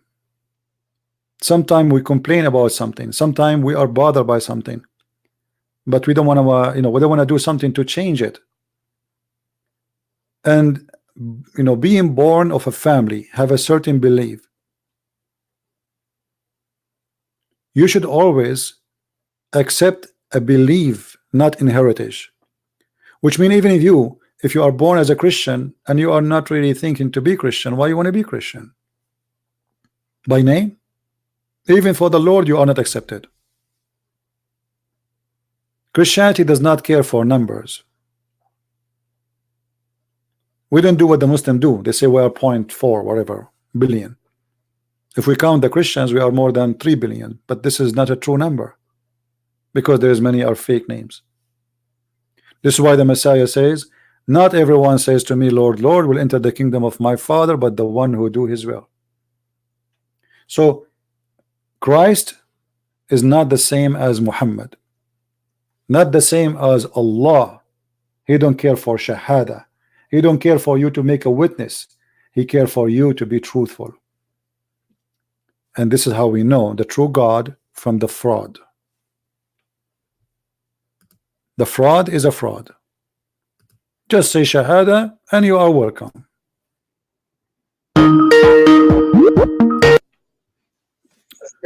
How are you, Abbas? Hello. Yes, Abbas, how are you? Yeah, peace be to you. I'm very well. I'm better now. Abbas, you just said to me, peace be to you? Yes, sorry, I'm better now. Yeah, okay. Thanks for asking. Okay. Yeah, well, just listening to you for a last. Yeah, but you just said to me something strange. Your shop is very busy, man, today. Abbas, just wait. Abbas, just wait. Just wait. You just said to me, peace to you. Yes, peace to you, brother. Okay, but isn't it your prophet? He forbid you to say peace to me. Did he? You do not know Abbas? Are you going to practice the Quran now? No. You are my brother from Adam. We have the same father. So how you explain to me your prophet? He forbid you from saying peace to the Christians and the Jews. What do you say? Didn't he say wa alaikum when they say alaikum to him? When Aisha say, why did he say that? He said wa alaikum. Don't. And to you, my friend. Let me show you the hadith in the screen, and you read it. You call me your friend, your friend. I am a Christian. I can call you even my brother, but you cannot call me that. Didn't your God of the Bible told David to kill everybody who doesn't believe? Well, slaughter everybody. It's the same God. Okay, hold on. Who is the one who told David that? When David go and kill, God blessed him, and he kill everybody on the mountain hills, on the plains. He destroyed the nations, and he destroyed their worship places, and he bring a lot of treasure. Wait a minute. Let me make my point. He bring a lot of treasure, silver, gold, and everything for God, and God has blessed him. And remember, don't forget, David was of the heart of God. That was all the heart of God was doing it. What a beautiful heart. David was what? Stealing things, killing people. David was what? First of all, David was a man of God's own heart. This is God's heart was not very clean, not very holy. This is part of the fraud of Islam. When David decided to build a temple for God, God said to David, your money and your temple is not accepted, for you are a criminal and your hands is full of blood. So you are a liar, Abbas. Secondly, so God's heart is criminal. Listen, because David was God's own heart. Don't forget the hadith is in the front if you read it. Hang on a minute. Oh, okay, we're going to come back to David. Yeah, we'll come to anywhere you want, no problem. Yeah. What is that? Abu Hurairah reported that the Prophet ﷺ, may bless him and grant him peace, said, do not give the people of the book the greeting first. Force them to the narrowest part of the road. Yeah, well, I'm sure there's a context to it. because people of the book at that particular time might be very horrible give me the people, context. Give me and the context. about them. It says, okay, hold on. Okay, hold on. Give me the context of it. Give me the context. Go ahead. We have to read the proper book of the hadith where there's a siyaq sabaq. Read it. Because we are told, remember, we have argue about that before. Remember in Islam, chapter 5, verse 5 tells you that you can marry a Jewish and a Christian woman. So you telling me, Christian or Jew, I marry with a Christian or a Jew, and I'm not allowed to give her peace? Because she's a Christian or Jew, I'm not allowed to give her a peace? That's what he's saying? Is that how your logic works? Okay. Oh, hold on. See how twisted your logic is. You see how twisted your prophet common logic. Sense. So you are saying to me now, everybody heard you, that this is a twisted logic, that you cannot say peace to the Christians, but you can have sex with their women. No. You need to understand something as a bigger picture, not just pick and choose from. You are the one who said that to me. It's not me who said that. It is not me. It is not me who said that. It is you, Abdul. It is not me who said this is twisted logic. It's you. Who is the one who used the word twisted? I. Okay. Because you are the one who's twisted. Why you say that? Because this you said, how we cannot say Salamu Alaikum, but yet we can sleep with your women, correct? So that's why I said, when even if you can have a marry with a Jewish and Christian, that means you can have, you love them, read for me this chapter. Peace, you protect them. Read for me this chapter. Read for me. This hadith says that means this hadith has a context. Let us and maybe at that particular time, those people of the book were very horrible people. Hold on. So then don't say that. No. So it's probably, let me get you busted. Let me get you busted. Read for me the verse in the front of you. Right. What chapter and verse? Chapter 2, verse 2 to 1. Right. And do not marry unbelieving women until we talked about that before. We talked about this is not talking about Jews and Christians. Jews and Christians are considered as Ahl Kitab. Are you sure? This is talking about Mushrikun. Are you sure? Yes. Oh, I'm damn sure. If I show you that you are lying, are you going to apologize? You have one to choose, one of two. Either you say I'm lying, or you say I was ignorant trying to play smart. Which one you choose? I'm going to say you are wrong. Okay. And you will be wrong. Which interpretation you like me to show you? Third option, Trinity. Which interpretation you like me to show you?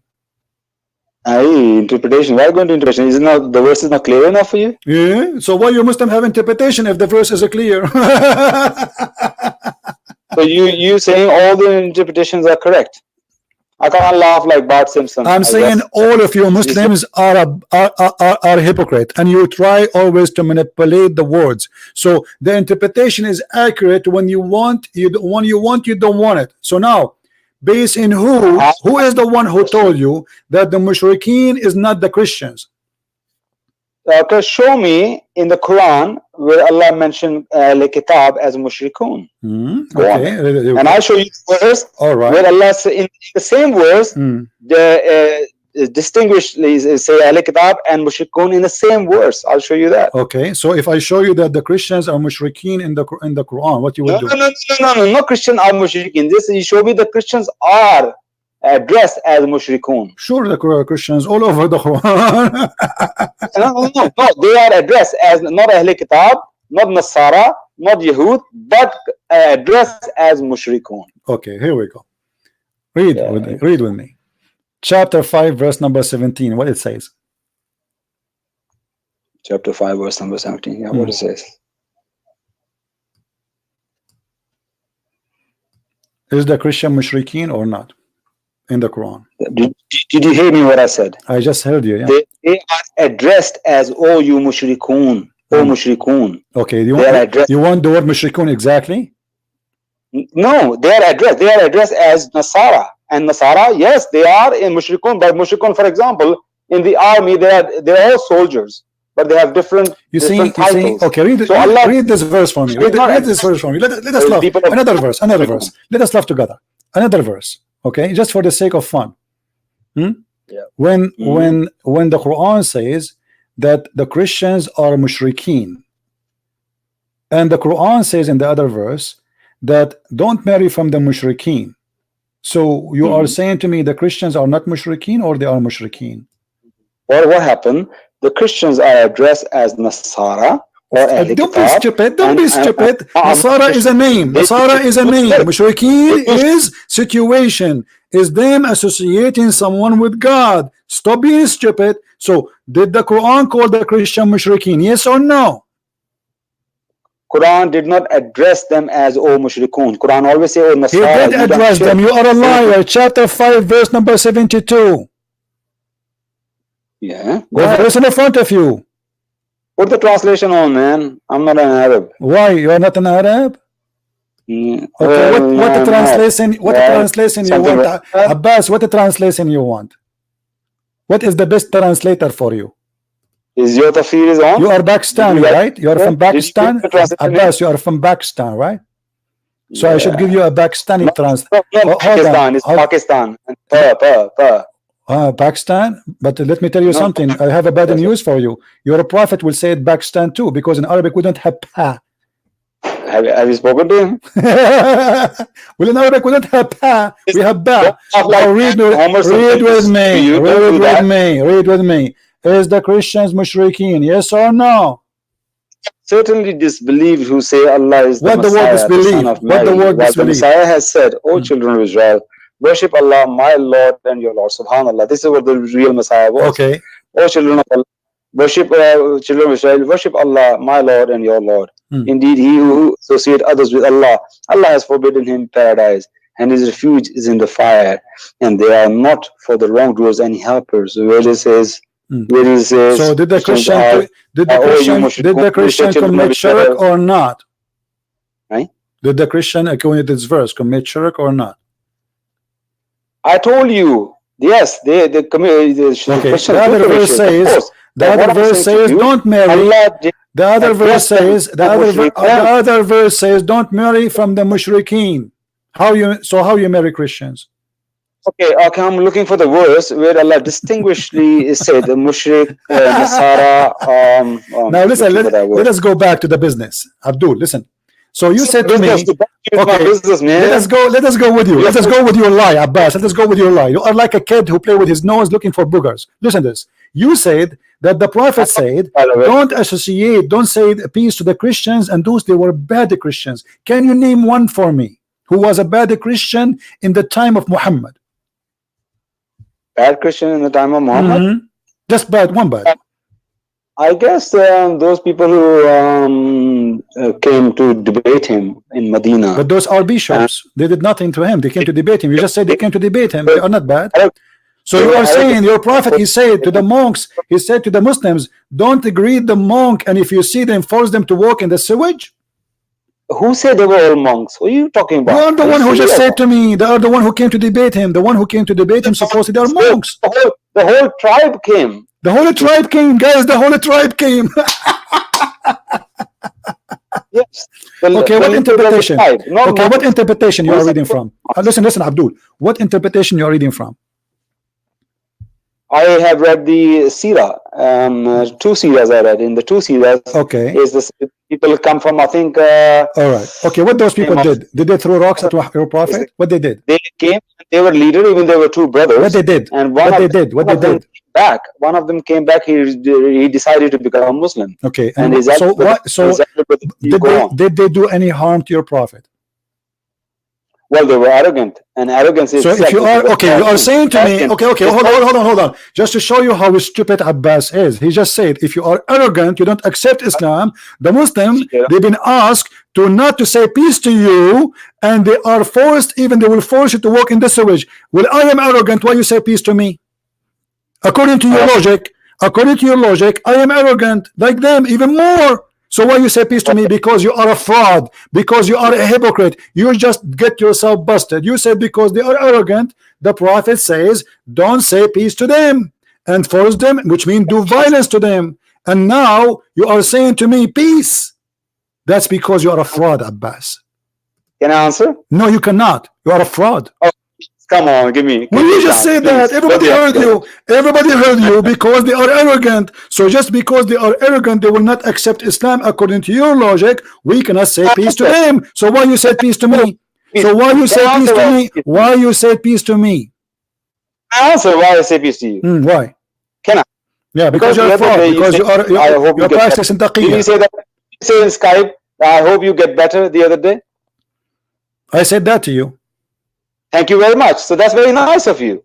So I returned the favor to you and I said peace to you. There you go. But you say peace to me. Oh, hold on. So because I say to you, I hope you will get well, that's mean you will be hypocrite, and you say something to me you don't believe in. You say peace to me. When you're a prophet, he forbid you from saying that. I mean it when I said a peace. Just shut up and don't call me again. You are just a kid. Those people, they did nothing to Muhammad, and you admit it. So why he is saying force them to the narrow road? Imagine I'm walking on a road and then a bunch of Muslims walking in front of me, and then I start throwing rocks at them, or I force them to jump in the sewage. Why? Because they don't believe in Jesus. Liar. You have no shame. If we go right now to Ibn Kathir, we will find Ibn Kathir explaining the story for us. Hold on, we have Muhammad Qasim here. Hold on, Muhammad Qasim want to say something to me. I don't know. He's going to teach me something.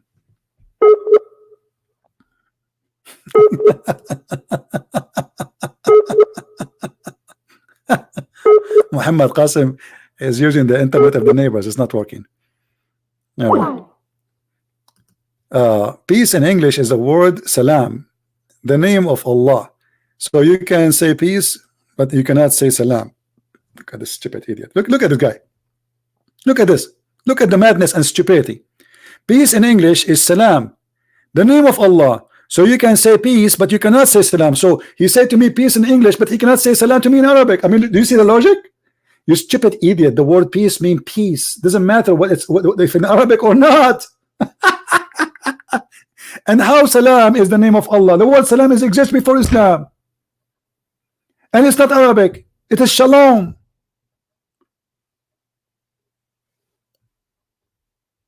Stupidity, hypocrisy. Or I can say to you peace in English, I cannot say to you salam in Arabic, brother. Do you see the hypocrisy? Hypocrite. The third column religion. This is the third column religion.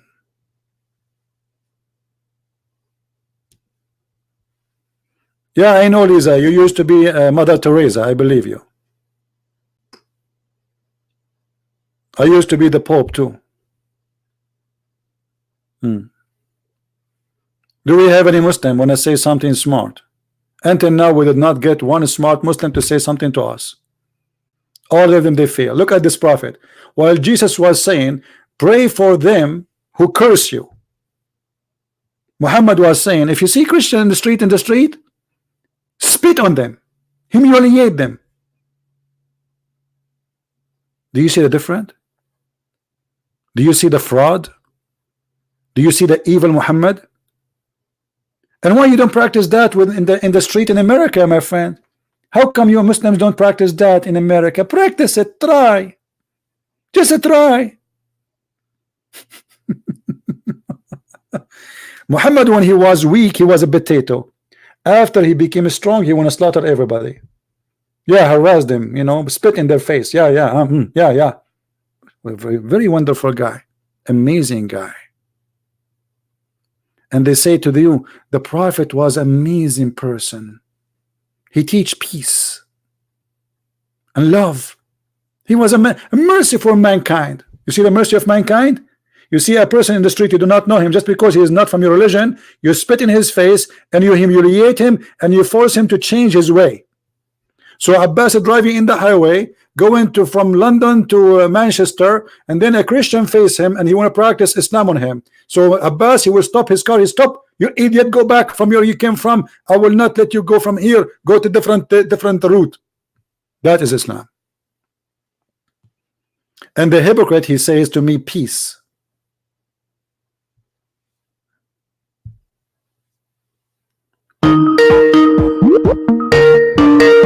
Abu is calling again. How are you, Abu? Hello. Do you like to cough before you start? No, I think I'm done with coughing now. Okay, what do you think about what we are saying now? So what were we talking about? Like, about your prophet saying, greetings? if you see Christians in the street, you have to hurt them. From what I understand is that there's a context to that hadith. What is the context for that hadith? I think it was the prophet was going to war with them. So okay, what is the tribe? What is the Christian tribe? The prophet he went with war to in Arabian Peninsula. Can you name one for me? Which one? He says, if you meet them in the street, what war? You meet them in the street. You meet your enemy in war in the street. I mean, have you ever heard of a stupid answer like this before? See, he was not. You have war between them, and he is in your city, in your town, in your street. That's why he was. We say that he was not at war with all the Christians and the Jews. But he said, he if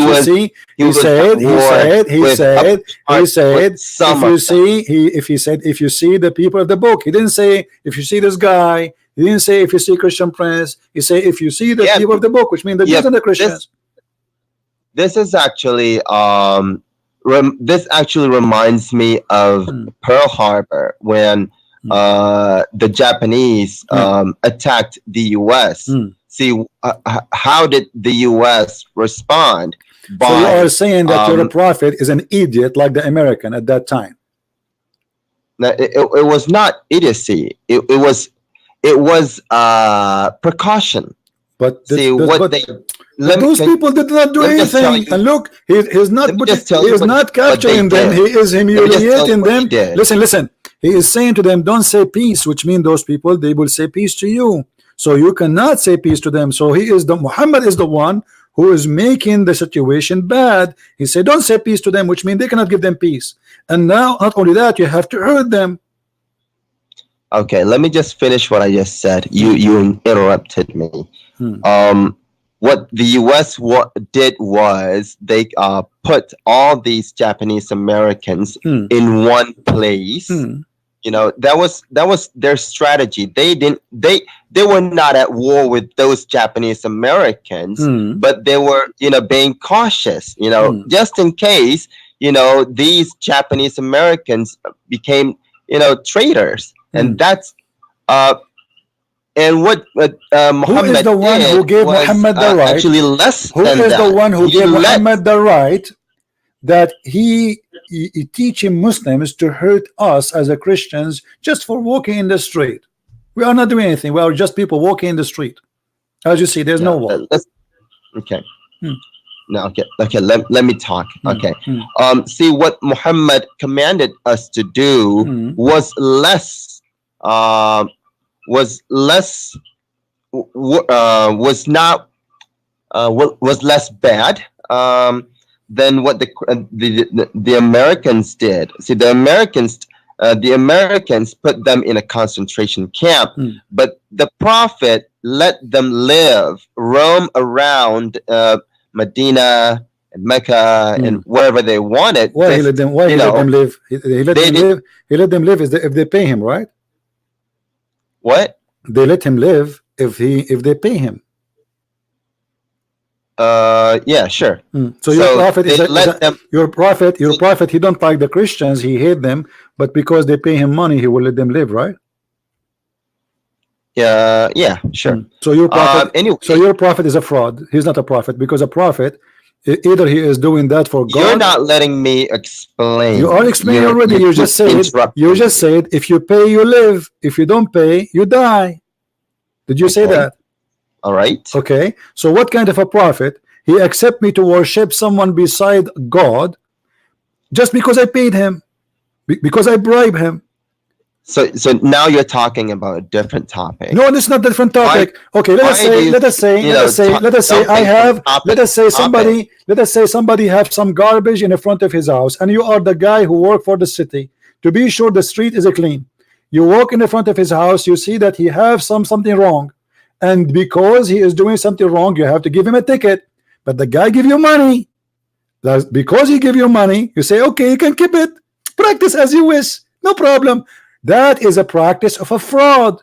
If your prophet was a prophet, He will not accept the Christians to do that because they pay him.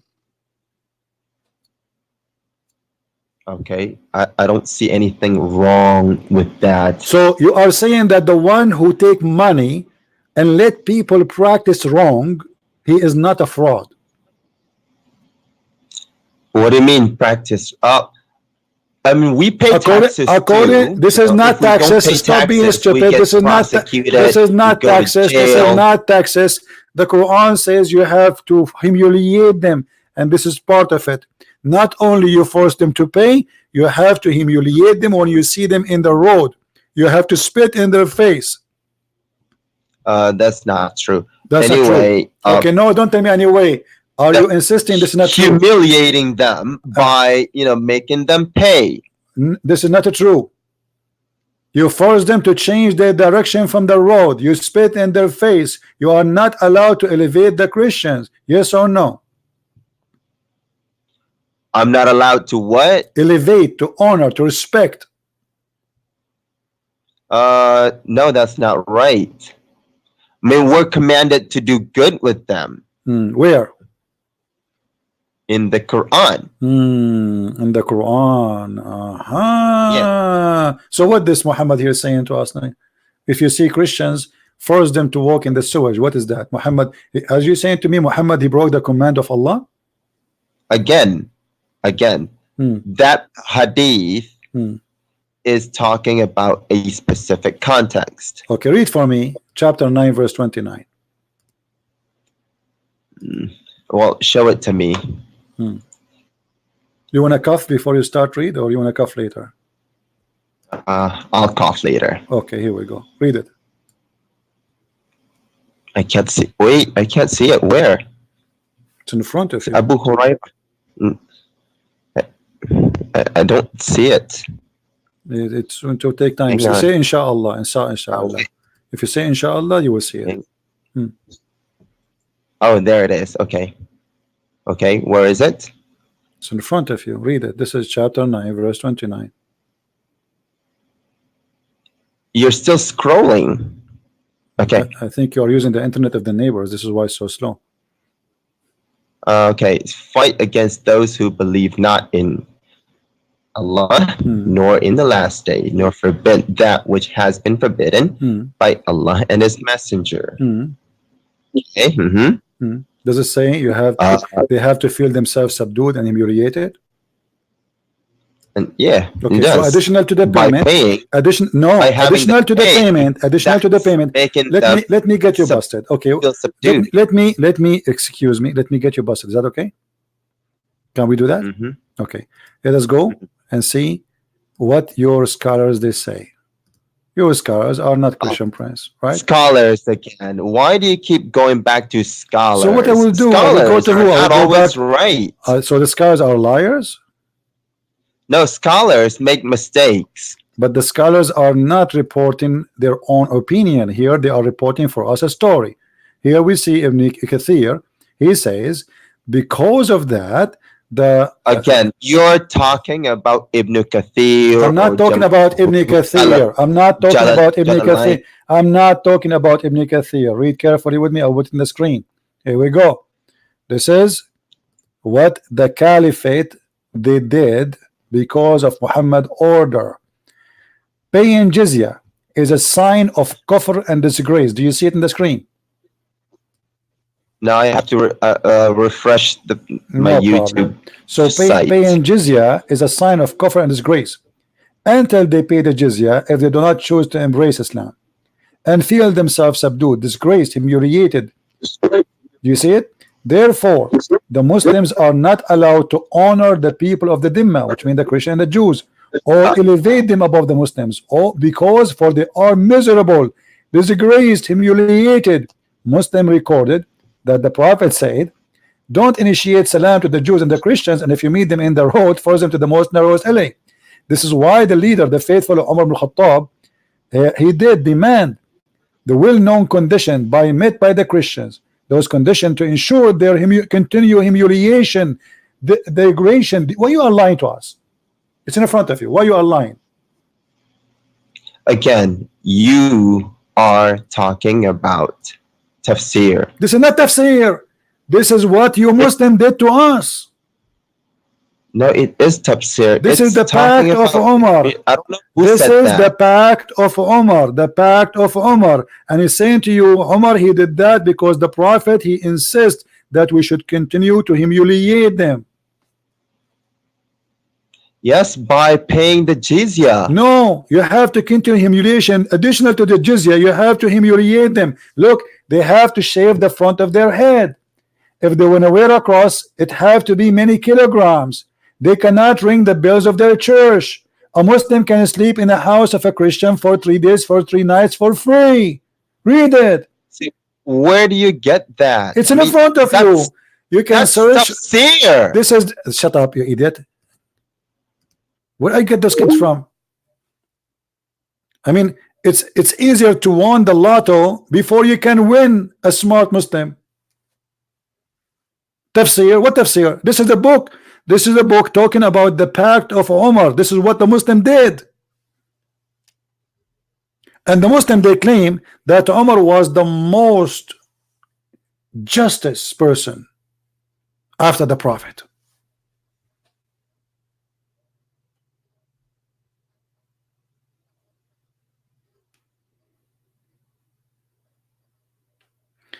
We have somebody asking me. He want to know who is the one who left Islam. He's a Shia like you, my friend. He's a Shia. He left Islam like you, and you can play the video later. You can listen to him.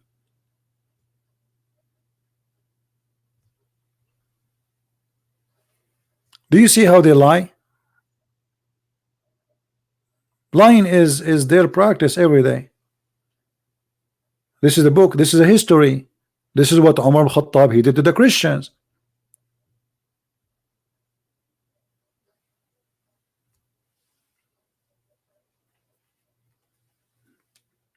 And now suddenly they don't want Ibn Kathir. And by the way, Ibn Kathir is a fraud, like Muhammad, nothing better. All the tafsir of Ibn Kathir is meant to defend Islam, not to explain Islam. But this is the whole idea. When the Muslims are weak, they deny their history. But if they are strong, they will say, yes, we will do it to you now. This is the difference between ISIS and Muslim who is not in control.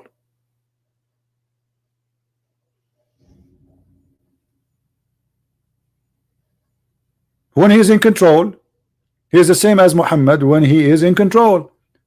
When he is not, he is the same as Muhammad when he is not in control. When Muhammad is not in control, was nice. He says to the Christians, you go to heaven. Jews, you go to heaven. Sabian, you go to heaven. Everybody go to heaven. But this is when he was weak. After he got strong, he want to kill everybody.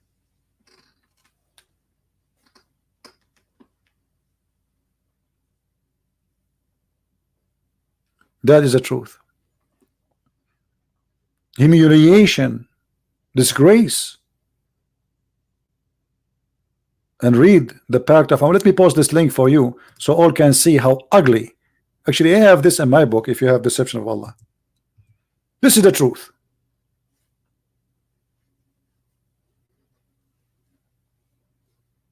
Which they are trying to hide from you. Islam is nothing but a gang. Muhammad is nothing but a thief. You see, if Muhammad is really working for God, he will not accept the Christians to worship wrong God by paying him.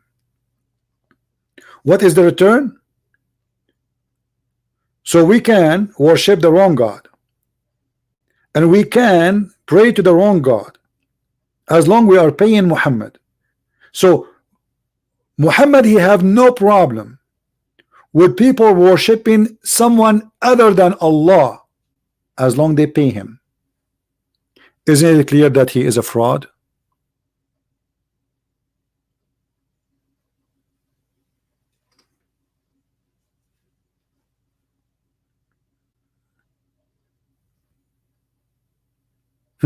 A Muslim saying ISIS is satanic. Well, your prophet, name for me one thing ISIS did Muhammad did not do. Look what Muhammad Qasim he said. ISIS is satanic. Okay, name for me one thing ISIS did is not Islamic.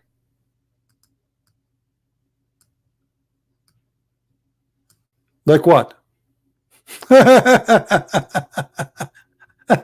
What a comedy. Killing people, raping, stealing, forcing jizya, kidnapping, enslaving. They kill innocent people in Islam. Innocent is only Muslims, and not only Muslims, Muslims who practice Islam. Stop lying, Qasim. Your prophet, he is number one who killed innocent people, and he raped their women. And as you see, people walking in the street, what they are innocent people. People in the street. If they are in war, they will not walk in your street. People in the street, and yet he is seeking violence against them. That is ISIS.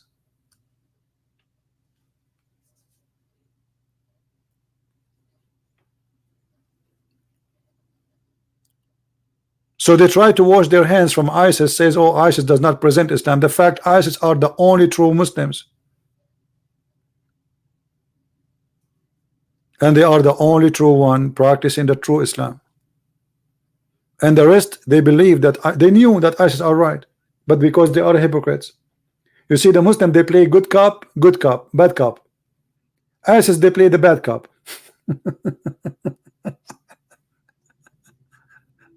But both of them, they believe in the same thing. If two Muslims, they sit alone, they praise ISIS. In the front of a Christians and Jews, atheists, they say ISIS is bad. We know the game. We knew the game. Yeah, my book will be soon out in the Indonesian language, as I said, as I promised, and it's going to be free for all Indonesian. Just wait for me, my friend. Too many things to do.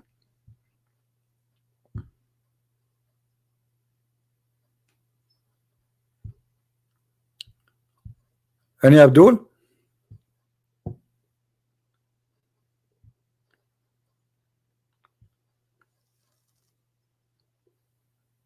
All of them, they are hypocrites. ISIS are hypocrites too. You see, but ISIS are more, let us say, more truthful than the rest. They say, let us say, they speak 70% of the true Islam. Even those ISIS, they are hypocrite.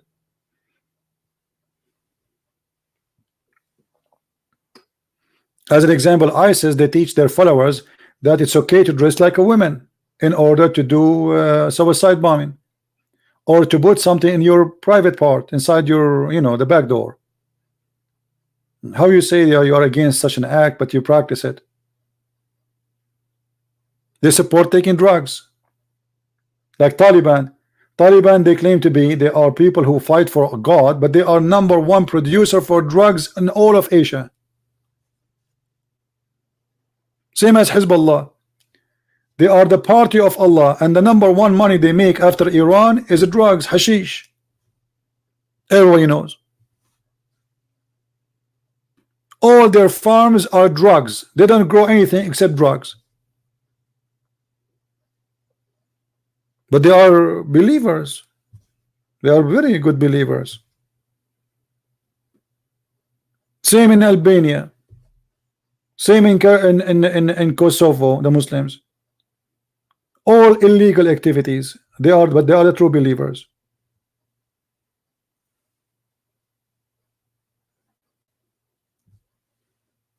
Drugs is number one business. All right. Anyway, guys, I think we have enough for today. Did we have a good time? Don't forget, please, to download the video and share it with your friends. Maybe tomorrow I will not do broadcast here. Actually, I was planning to go in my other channel, so I might here and make an announcement if tomorrow I would do so, and we will choose a topic which have nothing to do with religion for those who like to join us. And my other channel is called The Quality of Life. And let me see if I can share the link with you for those who do not know yet. If we go here,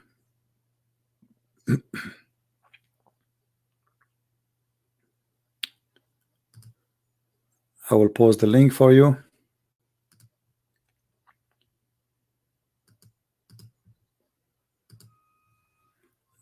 All right, this is the link for those who like to join us. Subscribe there, please.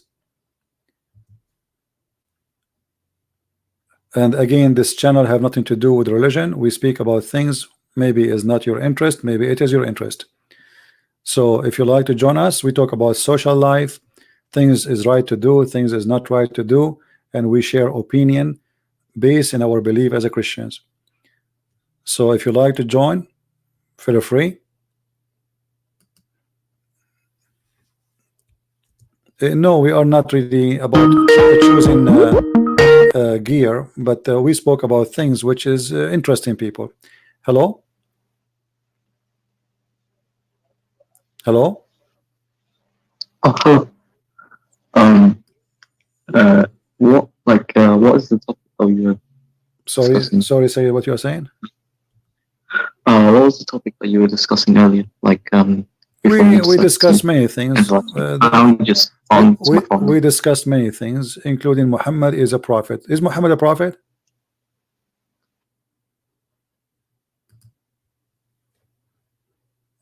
Is Muhammad a prophet? Oh, looks like we lost him.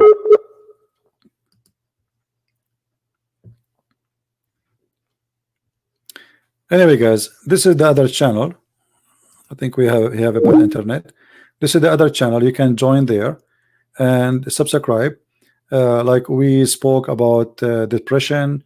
We spoke about how to be confident, as some people advise us wrongly. What make you confident? They claim that holding a cigarette in your hand will make you confident. So we speak about many things, you know, about people who believe in buying like brand, and that is supposedly the best to buy and spend their money. So we speak about many things, and for sure you can choose the topic you like to join with us. If it's interesting for you, you can be, you know, with us. If not, then it's up to you. I will announce here what time is going to be. And if you like me to speak about a certain topic, please let me know. But don't forget to, or like choosing a life partner, you know, things which is interesting for us as people, other than, because here we speak only about religion. So I want to give a break for myself and to yourself from speaking about such a madness every day, you know. So we take a break for ourselves. So we give opinion on things which can help us to make a better decision. So if you like me to speak about a certain topic, please leave a comment, and if the topic is interesting for the most of us, I will be happy to share it with you. All right. You know, there is many things in life, like, you know, as an example, you know, somebody, a lady, she is sad because she is not getting a certain kind of clothing, expensive clothing. So some people, they get depressed because of that. You know, I say always try to live and learn how to live, not how to die. When you are a poor person and you spend your day and your life working like a crazy, and then you spend the money you save, which is little, to buy a stupid phone or stupid shoes, that's mean you are learning how to die, not how to live. You became a slave of a big rich man who's taking your money, sucking your blood. This is what we talk about there. So we give advice for people how really to enjoy their life. Life is not about buying a brand new brand shoes. We can buy a new shoes, but good price, and it's even better than the brand. So people are deceived, and people, they became like customers. You know, we are customers.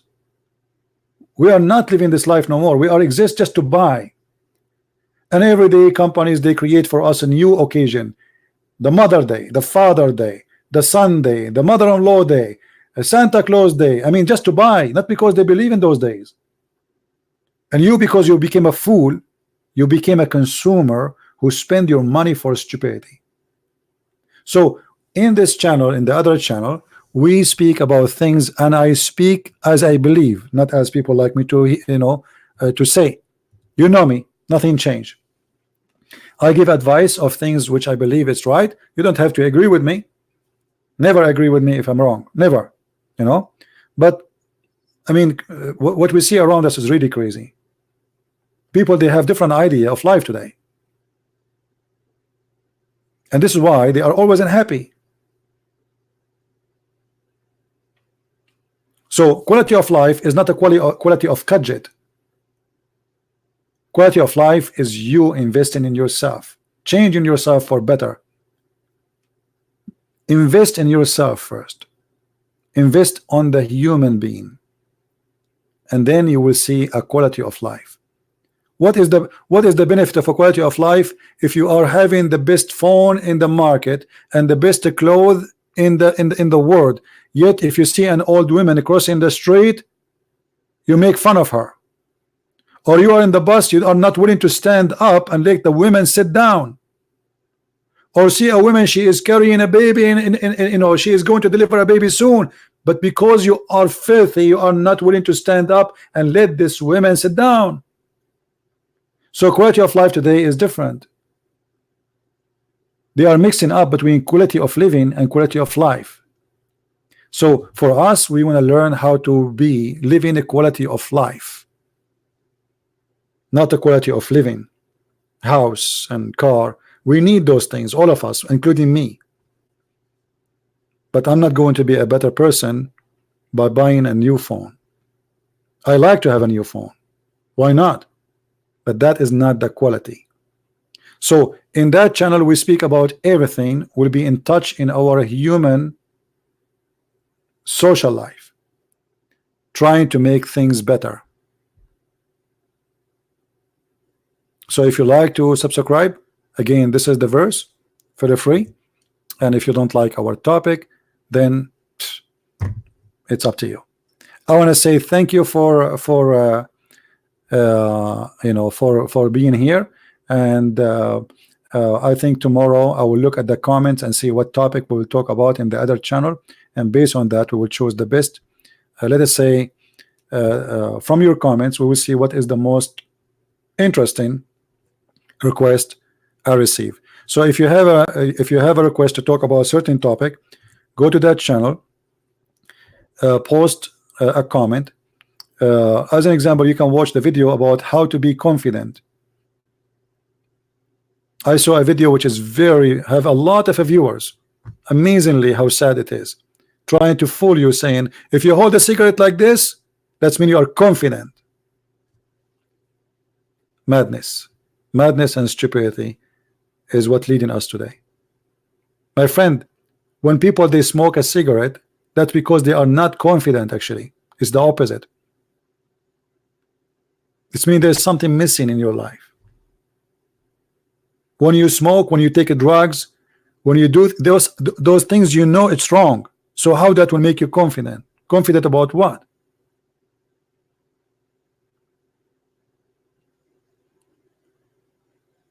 Since when doing wrong will make me confident?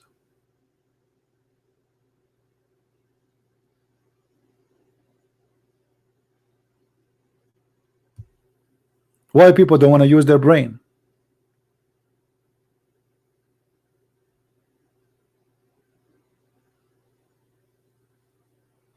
So I advise you, if you did not go to that channel yet, start with this video here. Let us agree. If you want to post a comment, post it in this video, because it's very interesting video, and we will see. I will see later, based in the comment, what topic we will speak about tomorrow.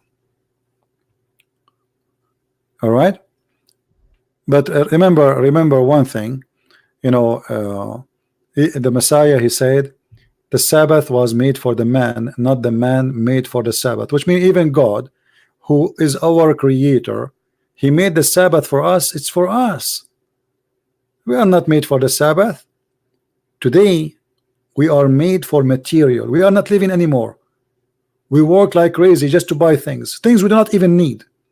Even people today, they eat, but they are not hungry, just because they are watching a commercial which is meant to make you go to the fridge and eat their food. This is why people, they get bigger and bigger and bigger, because we don't have control. They are controlling our mind, controlling our stomach, controlling our emotion, controlling our wallet. This is what happened when you are away from the Lord. Don't let them control you. Never. Never. Thank you guys for being here. May the Lord bless you. And until I see you soon with my other channel, we will take a break from this one maybe for 2 days. And tomorrow I will be in the other channel, or maybe even tonight. I'm not sure. I will make an announcement about it, and I will see you soon. With this, I say, may the Lord bless you. We are happy for our brother Ali, who accepted the Messiah and he became a Christian today. Happy to see you, my friend. Happy to hear you. And the Lord himself is happy to have you as a child of God. Christ is Lord. Islam is false. And see you soon. Thank you. Bye-bye.